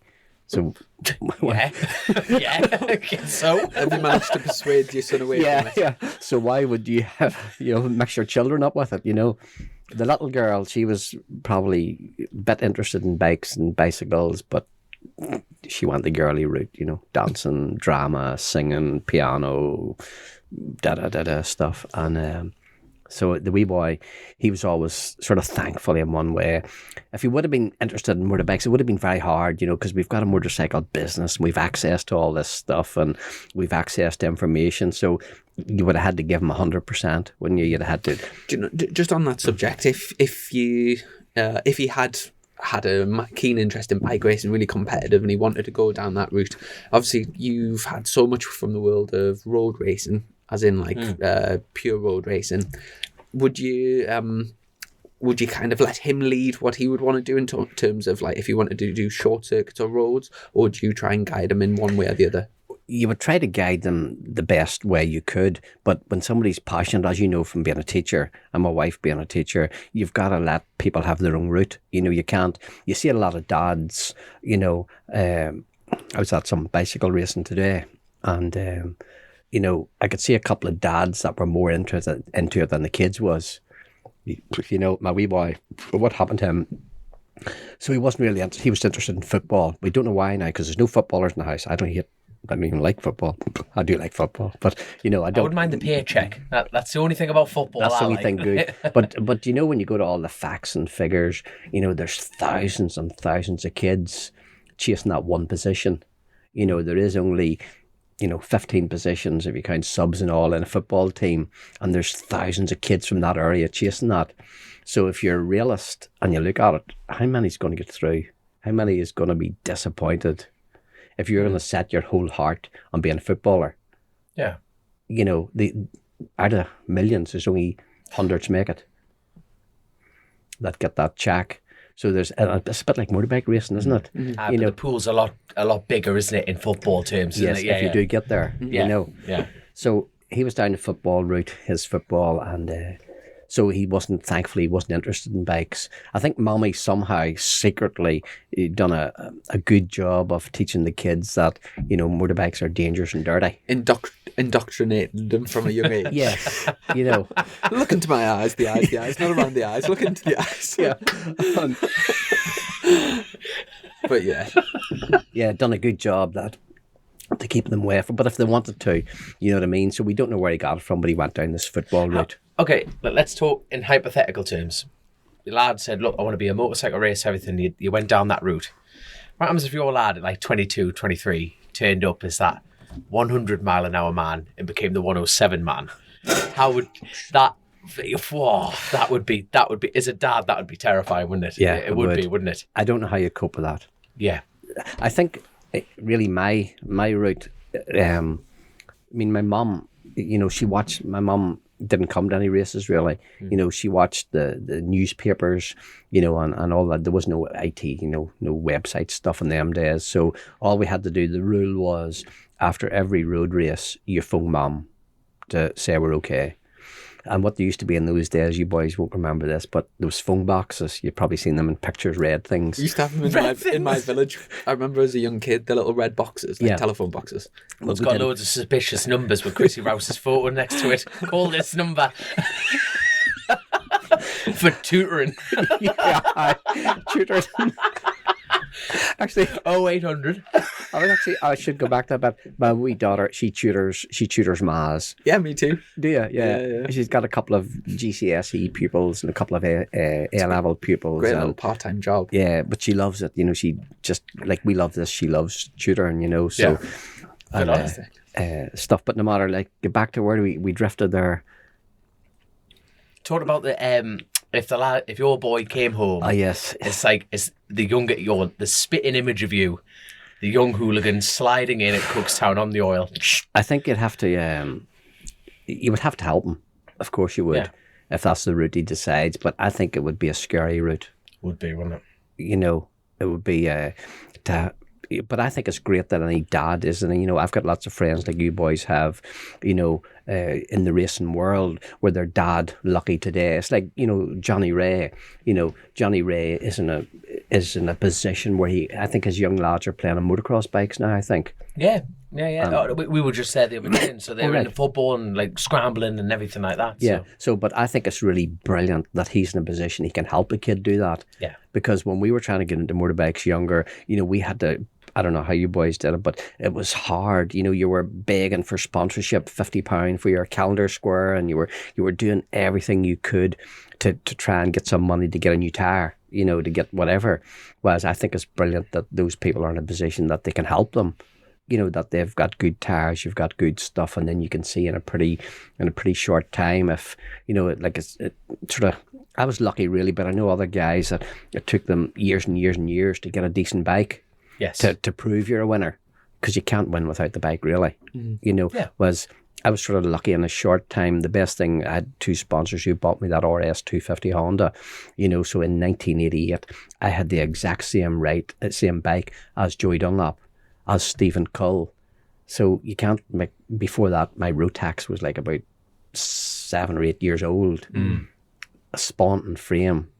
Steel Spontan frame and a 250 Rotax engine that we weren't really sure how to work properly. Yeah, that would have taken a long time to build the career. Yes. Yeah, on that, yeah. Do you know, from doing these podcasts, obviously the same sort of names keep cropping up from the past, and two people that always end up getting mentioned at some point is Joey Dunlop and Hislop. And obviously you're in a very unique position where you knew both blokes very well and teammates with both. What were they both like, sort of away from all the cameras and whatever, just be in the garage with them and like sort of spending time at hotels and stuff? What were they like, sort of personally? But both were really, really good guys, and I believe I had a really good relationship with both of them. Like Joey was a special guest at my wedding. That's how good of friends we were. I'm still friends with Joey's wife. I'm still friends with his family. And if they wanted me for some reason, there's no problem. They can ring me. And if I wanted something from Linda, there's no problem. I don't speak to her as often because of all this COVID lockdown stuff. But before that, we would meet quite a lot. So at my wedding, for instance, Joey rode off. We had a white Goldwing for me to ride off, but we had a nice little setup between him and I that he got on the Goldwing and he rode off from the church with my wife in the back. There's Joy's rode off with your wife, and so there was a lot of pictures. Good luck. Yeah, you can keep her. No, Pat, that's not true. What are you going to do now? I'm off to judge Miss Northwest, see what happens here. Yeah. See if there's any young stuff,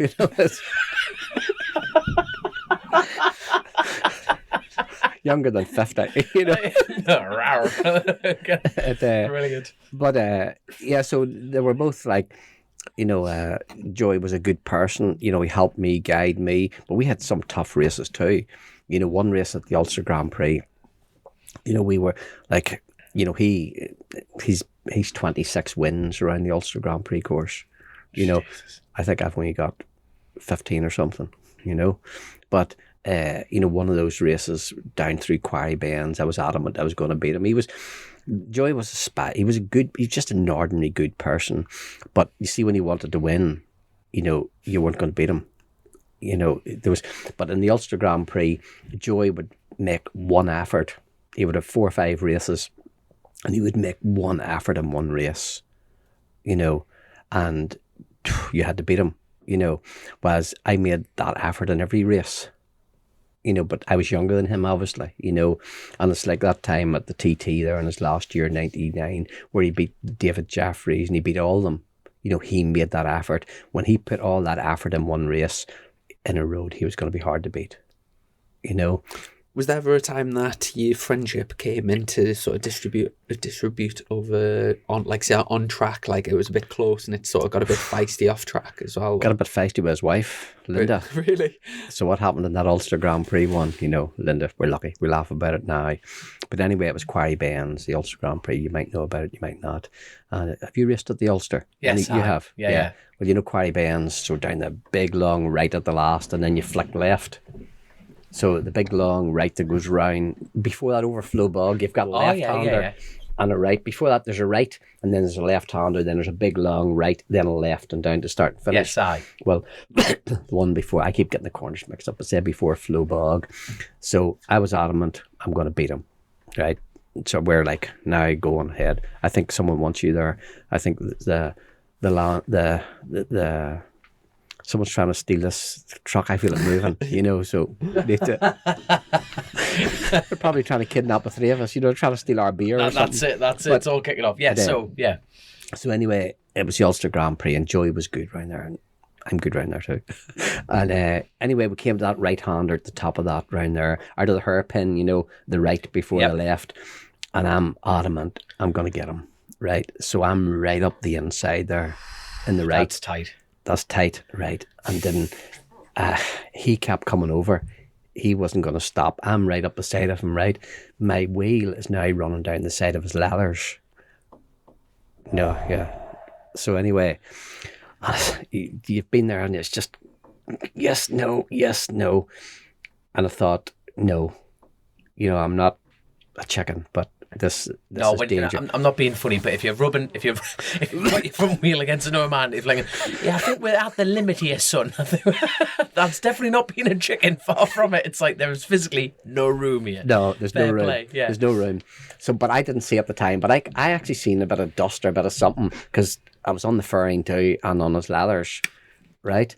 And you know we're now close. You know what I was worried about actually? I was worried about his footrest going into my wheel. Yes, you know, because I'm an engineer, don't forget. Yeah. So metal, stick, bang, wheel, woof. Yeah. You know, you don't have to be that smart to work that out. Yeah, I'm not that smart and I've worked it out, so there you are. So that's what I was worried about. So I'm right up here now, right? Just stroking the fairing, she's rubbing the leathers, the front wheel. I thought, no. So I just knocked it off and then he came right on over the top of me, round the right. I flicked it to the left. Of course, I had another go on the long right, but I wasn't close enough because you've been there. When you lose that bit, you can't get it back. It's trying to edge it back in. Yeah, because everyone's on the limit round that right, you know. And round the left, I lose the race by half a bike, you know. But to be honest, sometimes you don't really think of it. But I didn't mind losing a race to Joey. Yes, I wanted to win the race, but he earned it. Yeah. You know, it's different if you win a race and it's your own, or you lose a race and it's your own fault, it's your own fault. But I lost that race because he rode that wee bit better than me. Yeah. You know, and that was it. We had to accept it. So, like Chris, you were saying, did he at that exact point? You've crossed the line. If you've literally rubbed up against his levers, was there a case? What happened at that exact point? What did Joey say? Right, there was no problem. So we're down. We're getting on the rostrum, right? Didn't Joey's wife see the big black rubber mark down his leathers? And she goes, McCallen, what the hell have you done? Have you tried to kill Joey?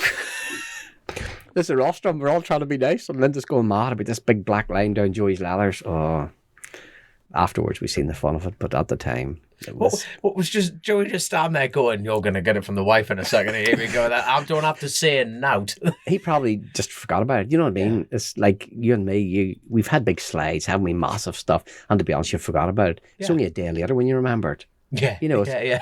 You know, we talk about, you know, that, you know, one. It took me years later to really remember that Cookstown crash properly. Yeah. You know, because the next day you're on to the next race. You know, you're getting ready before you finished like this week's racing. You're getting ready for next week's racing. Yeah, and plus if you win as well, you've kind of got away with it. And the euphoria, the moment. Yeah, whatever's happened in the race, it's kind of irrelevant afterwards, isn't it? Yeah, I've got another one of them I just remembered there about. So I'm at the Mackay Grand Prix and I'm riding Joe Miller's 500 Yamaha, right? Just, you know, people don't believe how you forget things, but even people who's obsessed with their work realise they're on to the next quotation and they forgot about the last one until, you know, someone reminds them, look, you lost the last one. Well, that didn't matter because I'm on with the next one. You know, your class, you've pissed up the wrong question, but you're so focused on the next one you forgot about it. But the wee kid remembered, you know. So anyway, Mackay Grand Prix, I'm a Joe Miller's 500 Yamaha, and I promised Joe I would win for him, you know. And really, I'd making excuses to myself when I started doing the Mackay Grand Prix in 1989. I've done about 10 of them, you know. I've only had 1 or 2 wins, second places, third places, stuff. But I should have won more. But anyway, in the first years, I was on RC30s and stuff when other people like Kevin Swans was on a 500 Yamaha and other people run rock Yamahas or factories. So that was my excuse there winning because they're in them. I'm in these. So anyway, then I get a 500 Grand Prix by Joe Miller's. And so I'm coming round a come anyway, and I'm focused, as you see from the pictures, you know, get it right, get the corners right, get the antlers, get the apex, get the act, get it right. And I came round up by the hairpin and I slid off, right? The whole thing went sliding right up the road. That was okay. And down it goes, the bike slides under the bars and I pick it up, get on the bike. And I start again, I'm going right back to the pits. But I was so focused on the track, didn't I forget to come into the pits, right? So I'm on this bike and we're going around Mackay Grand Prix. I'm watching the times because I wanted to be pole position, you know. So I get a few more laps, I'm watching the time. It's coming down. I'm almost there and I knew I made a few mistakes. So I'm going again. So I get pole position and I pull into the garage, put the bike in. I don't know if you've ever been to Mackay. The bike's sitting against the wall, you know. Parked the bike in, it was the right hand side. I parked it against the right hand wall, you know, and we're sitting over for a debrief, you know, we're going, now, right, Philip, you done, and when I come in, you know, I debrief, you know, back and then, right, this wasn't right, you're focused, this wasn't right, the gear lever needs moved, the brake lever needs tightened, we need a wee bit more rebound, we need a bit more preload, a bit more compression, damp, I'll be happy. So while I'm talking away, and I can't remember if it was Joe or whatever, they were over and lifted the bike. They lifted the bike off to move it back into the middle of the garage, you know, and all you hear is, what the hell happened that? And the whole side's torn out of the bike, you know. And I goes, oh, jeez, I forgot about that.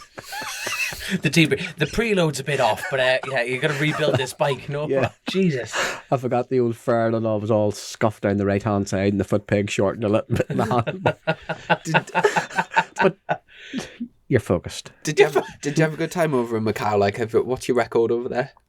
I think it's only 1 win, maybe 2. I'd need to check. Not only that's still outstanding. Macau's a hell of a place. Yeah. Like. Did you enjoy racing over there? Ah, yes. It's like a concrete jungle, isn't it? Yeah, it was easy. It was easy. Look, you know, if you're focusing on what you're doing, and I go back to if you're controlling your bike, and you know, it's like, you know, you're using all the road. Well, you know, if you're using that and you control you're using it, there's not a problem. Mm-hmm. But it's, you know, if you're using that and you're not in control using it, then there is a problem. Mm-hmm. You know, so I thought I was in control. Do you know, earlier in the interview you said something about like limiting the risk, because if you just road racing is very risky, and if you just keep doing it, it's kind of like a numbers game. Something will eventually go wrong. Statistically, yeah, you something will eventually happen.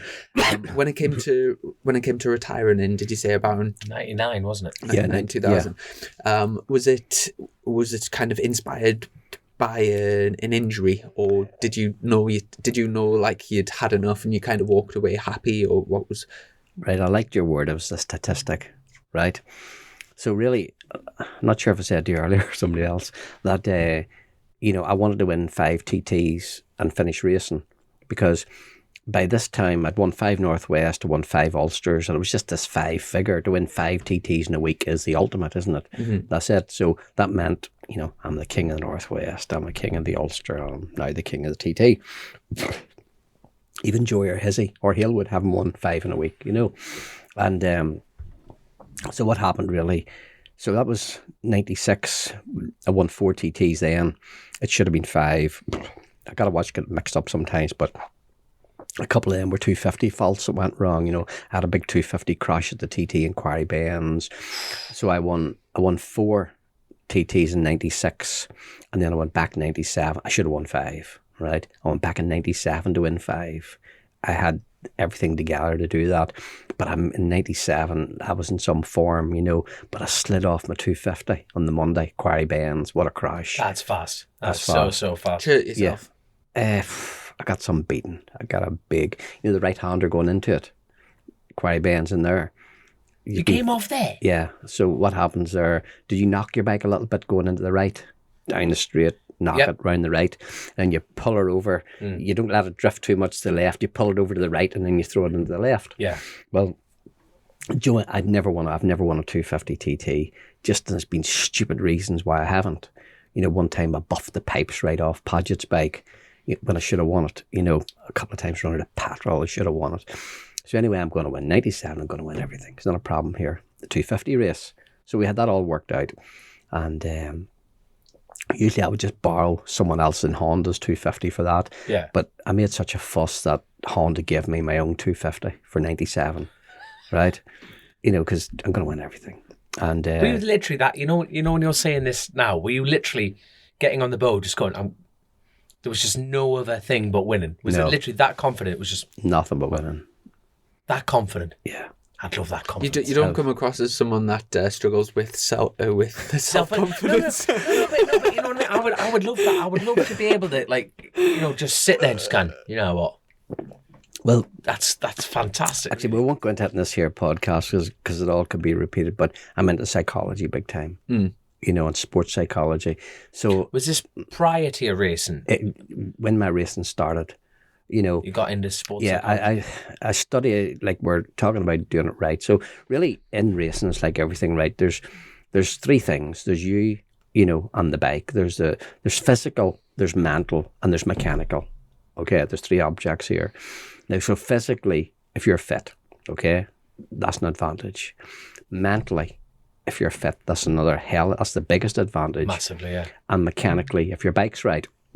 So I wasn't just a crazy road racer doing this stuff. I worked all these stats out the best I could. So I believed, in my head stuff, I was as physically fit as I could be. And so to get me mentally, see, the trouble was back in my day, we had to read this from books. You boys now look it up on the internet and learn all about it. So I had to get that from books out of the library. You get books or buy books. And so I got a lot into sports psychology. And we had a famous sports psychologist in Dublin who he worked with one of the big boxers. I'm not going into his name and all now stuff anyway, but when Chris Eubank was beat by a guy called Steve Collins. Chris Eubank was a famous boxer. Well, an Irishman called Steve Collins beat him, right? And the claim for that victory when he shouldn't have was sports psychology got him up and got him going, and that was it. So I read a lot of this stuff, and then I used to go to sports psychology clinics. Right, just to you weren't sure why you believed, but you listened to them. It's like you boys now. You take advice, you take 5 pieces of advice, and you get the one that suits you, and that's what you use, and that's it. If it doesn't work, it's your fault. You picked the wrong one. But yeah.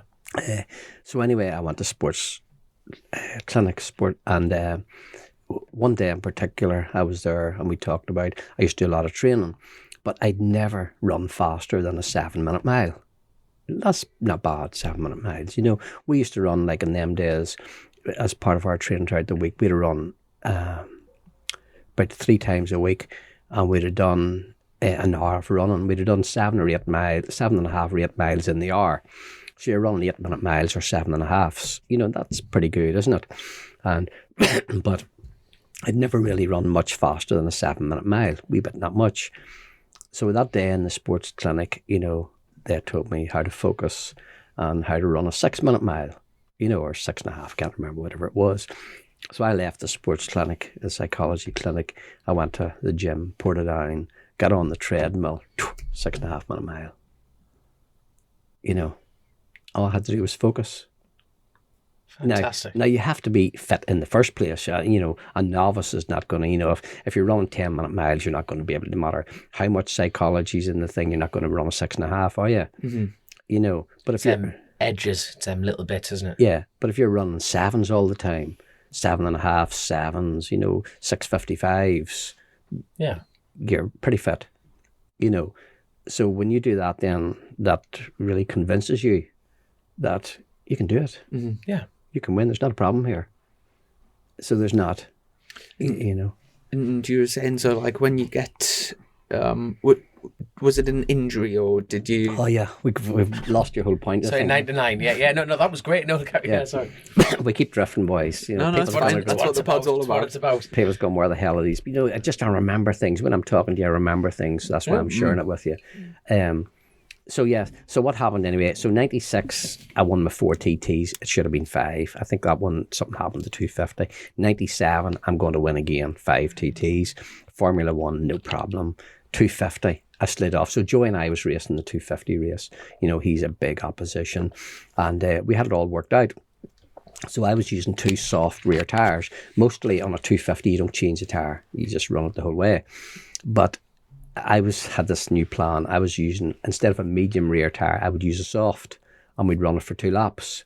So for the last 2 laps, if I needed the last lap and we had to go away and beyond the call of duty, I could do it, and I'd have the grip to do it. Yeah. That was the plan. So what happened was, we soft tyre and we come in, Joey and I is about equal, did it, no problem. I'm now feeling good. I'm riding good, and I'm feeling good that in my mind, I've got this secret for the last lap, if need be. So there's no problem here. Yeah. I'm going to win it. And when we done the wheel change in the 250, single-sided swinging arm, so it shouldn't have been a problem. Somebody dropped the nut. Oh. So we had to get the nut back, get the stuff done, get the wheel on, and I lost about 12 seconds. Which is huge in this game. Right? Fuck this. So I knew I'd lost time. I got to Glen Helen, and I think I was -12. Something like that. God, fuck. There's a lot to do. But what I should have done was I had 2 laps, Liam. Lap and 3/4 left lap. I should have took it easy. But I didn't. This stupid red flag came down, and I rode that bike like I've never rode it before in my life. You know? And so I got that signal at -12. And I come over, I remember Ren Cullen. I come over there, I threw the bike flat on the side like I've never done it before, and the people there are seeing it. It's drifting, right, on that downward thing. This 250 is sliding both wheels on the right-hander. I pick it up, still holding it flat round the left, right down the wall, you know, right down there. And I've never rode as fast in my life through there, loving it because I'm focused, I'm doing this right. And so I come to Quarry Bends, and I remember I got a signal just before that. I got another signal. I think it was -7. You closed the gap, yeah. That was to pull, I can't remember, we're going to say that 3, 4, 5 seconds. So to pull that in that short distance is unreal. You're huffing, yeah. You are absolutely huffing, yeah. I'm on it. So now I'm God, and, you know, it's not a problem. I should have eased off, you know, but anyway, I came to Quarry Bends. And so Quarry Bends is, you know, you come down there, you knock it off, you go around the right, get a wee blast in the middle, and then round the left. Well, but you're only using half the road. So I've gone, well, let's hold it flat through this. We'll go flat through the right. Instead of accelerating in the middle, we'll brake in the middle to get it round the left. You know, let's carry the corner speed through here. That's how you get time up, isn't it? Well, when I come round the right, flat, I mean, never lifted it. It's held again to stop, not these silly roll-offs. You know, there's people who hold it flat, as you know, but they don't hold it flat, they roll it off. That's not flat out. Flat is flat. And stretch the cables. Yeah, stretch the cable. She's flat. And when I got round the left, it was windy, right? And the bike was right over on the side. But when you look at it, you see when you cross over that white line up a bit, the camber on the road falls away. Right, and the minute I got in there and the wind was under the bike and the camber in the road fell away, I just lost the front. Jesus, that's fast. 150 mile an hour about. I think one of our patrons was asking about that because I think that would have been a lap record if... And the rest. Yeah. That would have been unreal, right? So I go through there and the front wheels turning. Now I think I'm going to hold it, don't I? So... You've got no other option, mate. You've got to try and do something. Don't you? You've been there, you've got it. So this front wheel's turning and I'm keeping turning it, right? Because I still think I'm going to hold this, like you see people doing, what do you call that lad who does now, Marquez? Yeah.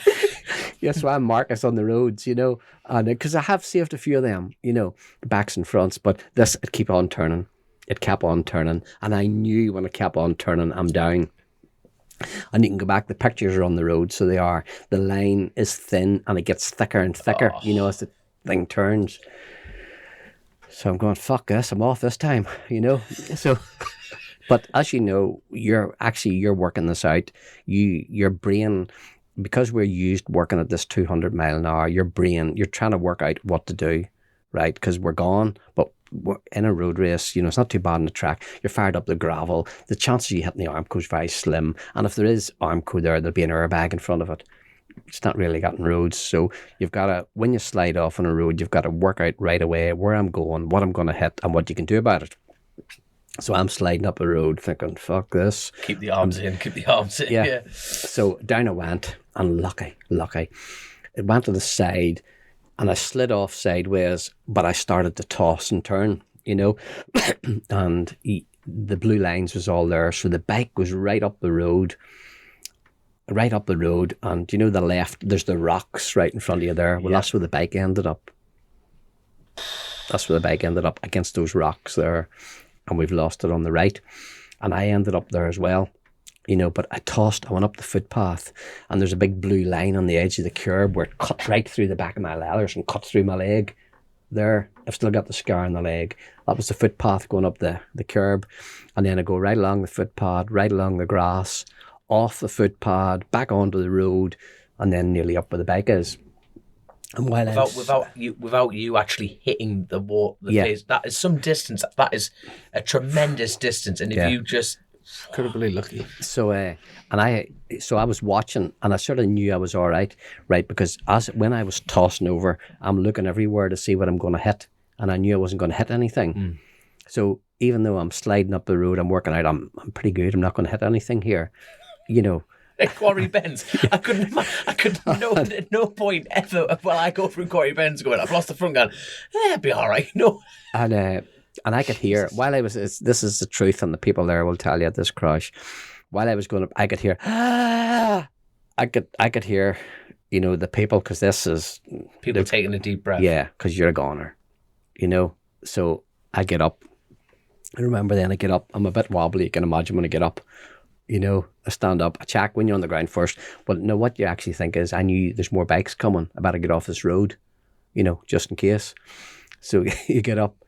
Everything's working, and I start to walk back, and then you could hear the crowd all cheering and clapping, So then I walk back, I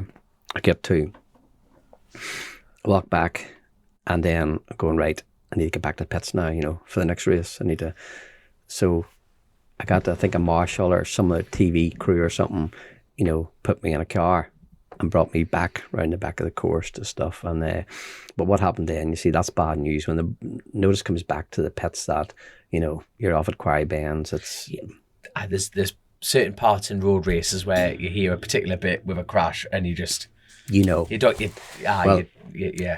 can't remember whether I had the phone mobile with me or I borrowed a phone, but I phoned the girlfriend, new girlfriend by this time, right?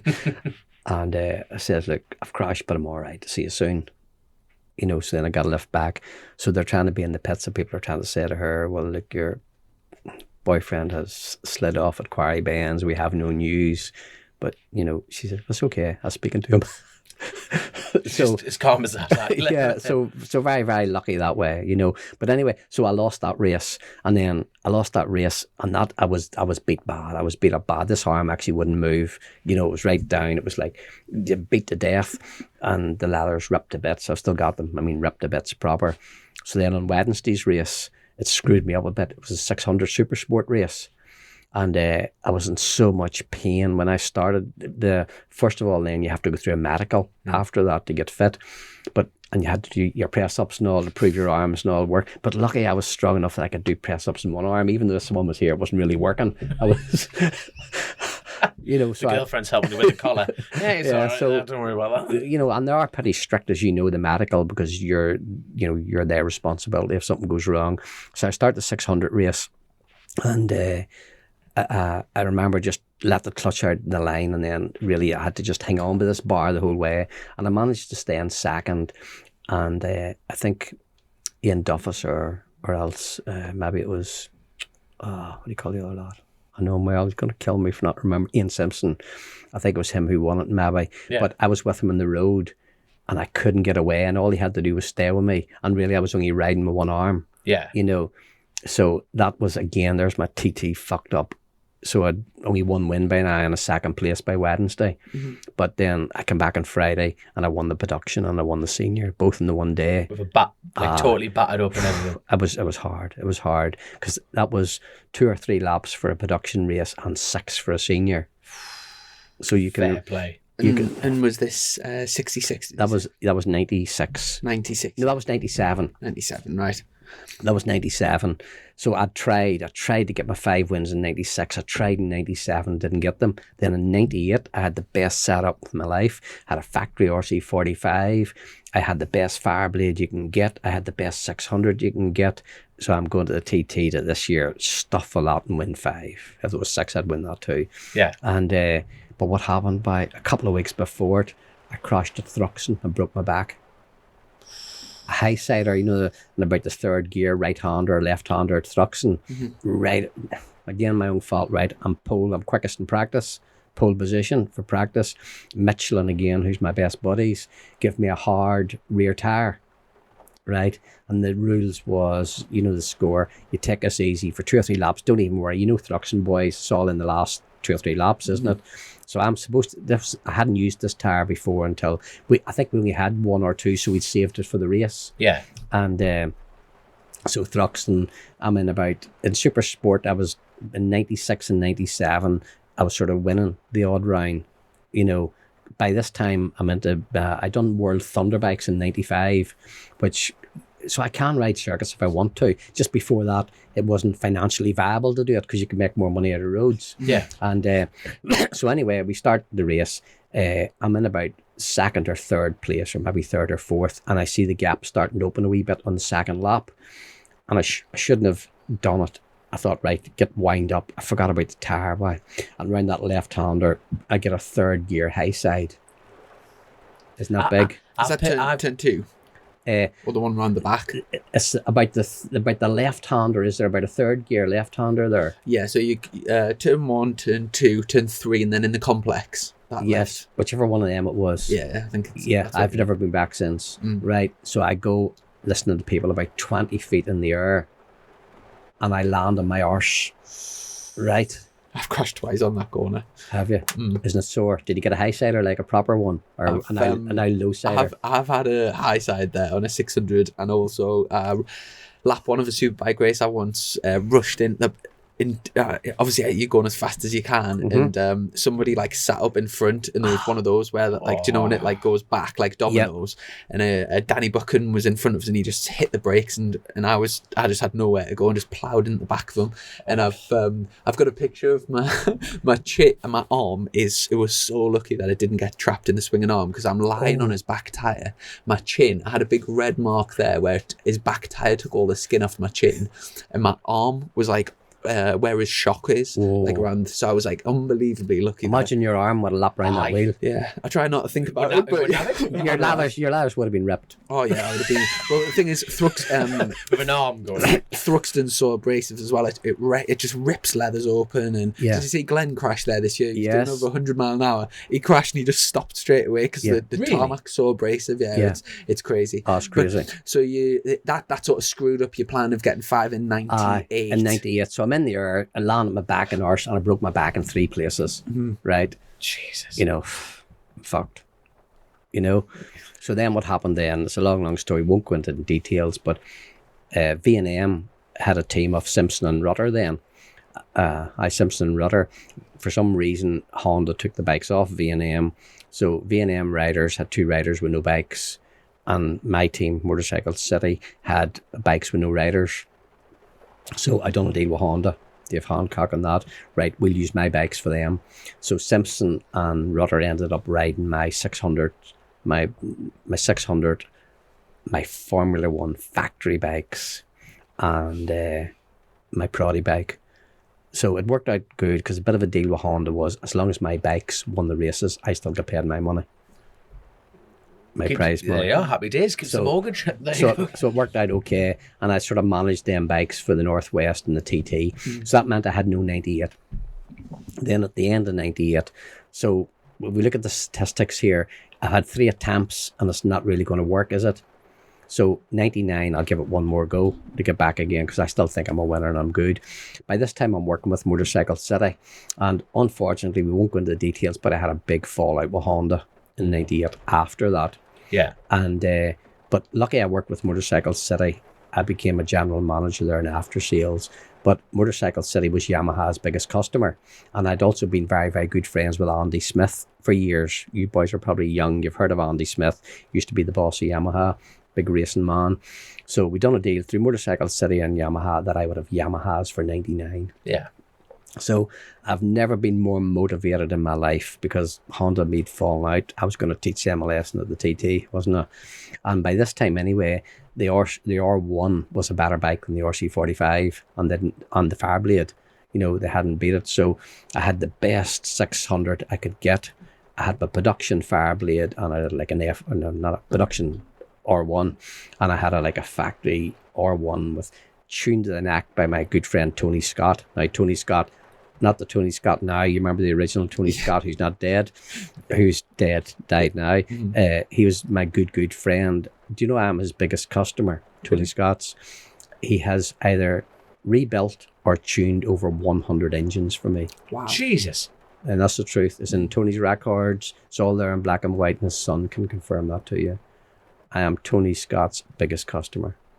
That's the relationship I had with him. Can I just tell you a quick funny story there? Do you know there's another Tony Scott who runs a business called T3 Racing, and he used to run the Triumph Triple Challenge, and Tony actually, I think sort of early in his career, made a lot of progress very quickly. He did. Just by having the name of Tony another Scott. famous engine. A lot of people just think that because the name Tony Scott's got so much credibility and a great reputation, and other Tony Scott never used to correct people if they wrongly assumed that he was the other Tony Scott. He just let them assume it. I would have thought, could he do his name? Yeah, chuck it in the boot, young. I mean, how fortunate is that? But I think it did help his career. I agree with you. And I wouldn't change my name after this. So you went on the Yamahas, and so I was on my Yamahas. I had like the best R1 you could get built. It was superb, everything. My production bike was superb, everything. I was really going to win big time and knock Honda off the top step. And so we're getting that all ready, and then I went, there was some British meeting on Donington or somewhere, but I went to Tondragee 100 to ride for the first time my R1, just to get that bike right, because that's the F1. That's the bike's going to stuff the Northwest and the TT.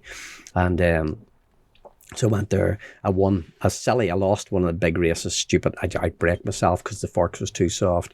And then the second big race, I won it. You know, stuff. So there's no problem. This bike's good. On the Sunday, that was Saturday. On Saturday night, I flew back to Donington to ride my production bike in the super stock race at Donington to get used to my road R1 for the production stuff. And I slid off it. I'm not sure if I was knocked off or slid off, but the guy behind me, I don't know who it was, hit me right on the shoulder blade. And I've still got the ladders with a big black mark down the shoulder blade. And what happened was, I remember feeling a lot of pain when he hit it. Well, back in Daytona in 1992, I ripped that shoulder blade right off my back. And I mean right off my back. So it's always been a wee bit weak ever since. And what had happened, we didn't realise afterwards. So when I was hitting the back, I remember the pain. It was sore and all the rest, but so 2 weeks later was the Northwest 200, and maybe a week later, and I'm going to win. And the very first race of the day at the Northwest, I'm right up there fighting for the win. The shoulder blade popped off my back. So what had happened, he'd moved my shoulder blade when he'd hit me in the back, and then with the Northwest, the shoulder blade came off my back. So I managed, good old Fred McSorley, a doctor, helped me with some painkillers and some stuff.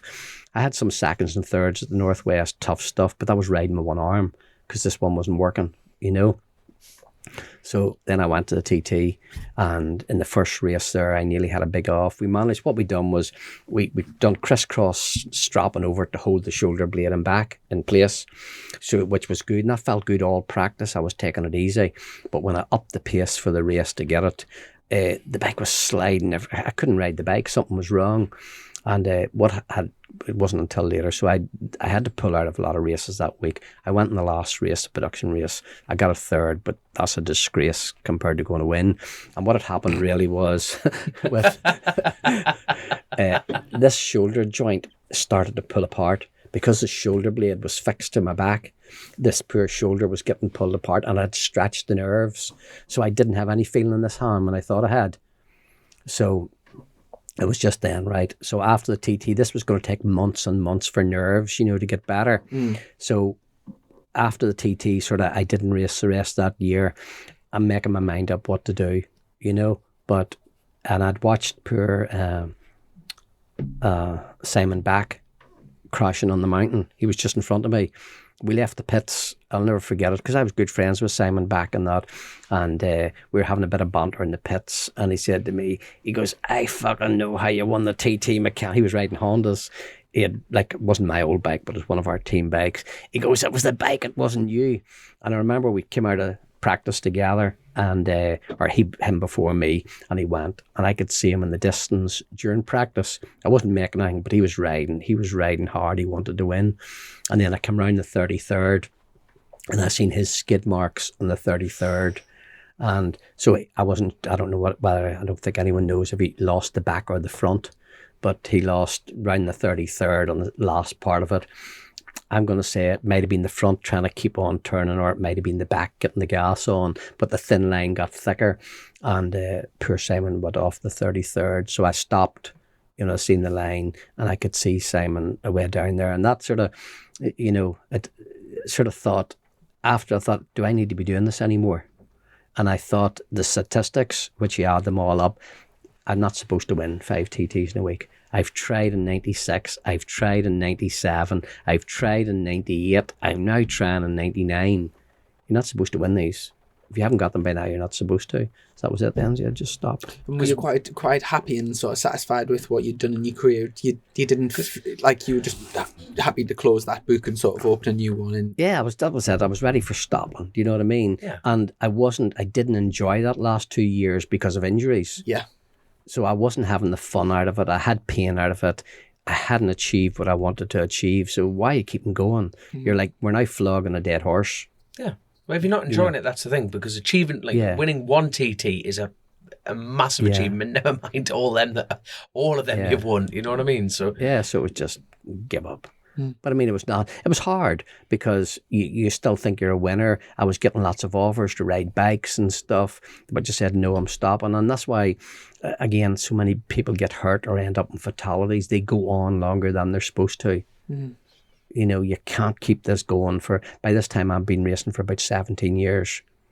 So I've done well. You've done a good stint, and I've had a good stint. It's good to get in, have a good time, and get out. Get out, and now I'm still here talking to you young boys today. Fantastic. Now there'll be so many people listening to this podcast that are really interested in your past and all those stories, but will be equally interested in the future and what you're kind of up to these days and your boys, job. Do you know we've had a couple of beers here and a thing? Can I take a little break for 30 seconds? Yeah. Crack on. Click, buy, deliver. With remote purchasing from the 2-time Motorcycle News Dealer of the Year, Colchester Kawasaki. Proud sponsors of Chasin the Racin.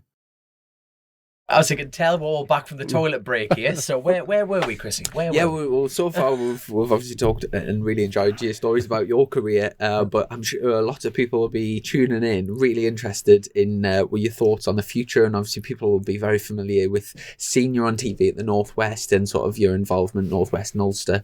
One of the questions from the patrons, but someone asked where you sort of see the national road racing in the next sort of 10 years.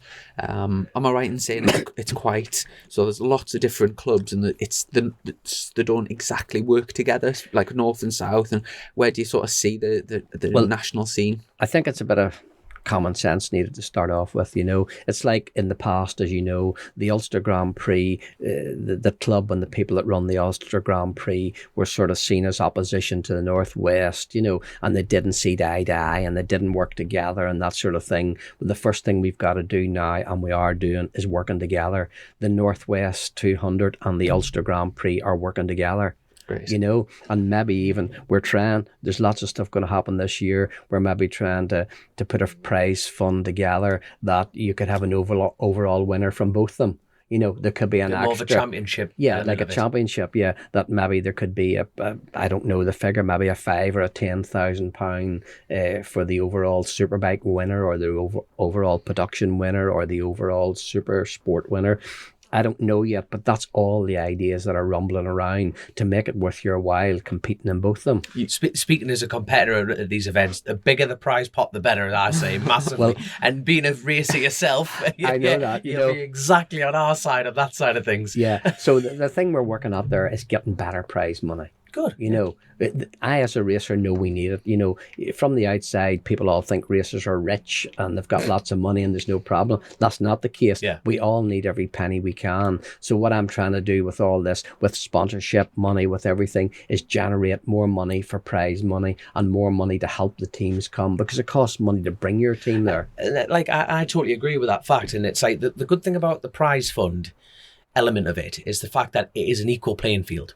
Yeah. That's what I believe. When you see a prize pot, it's a bit like that. That is in black and white. Look, son, if you finish 20th, 10th or 1st, that's there. But I think it's always like, that starting fee thing. It's like you always need the competitors to be competing. That's how it is. And it's a bit like if that... you just... Money.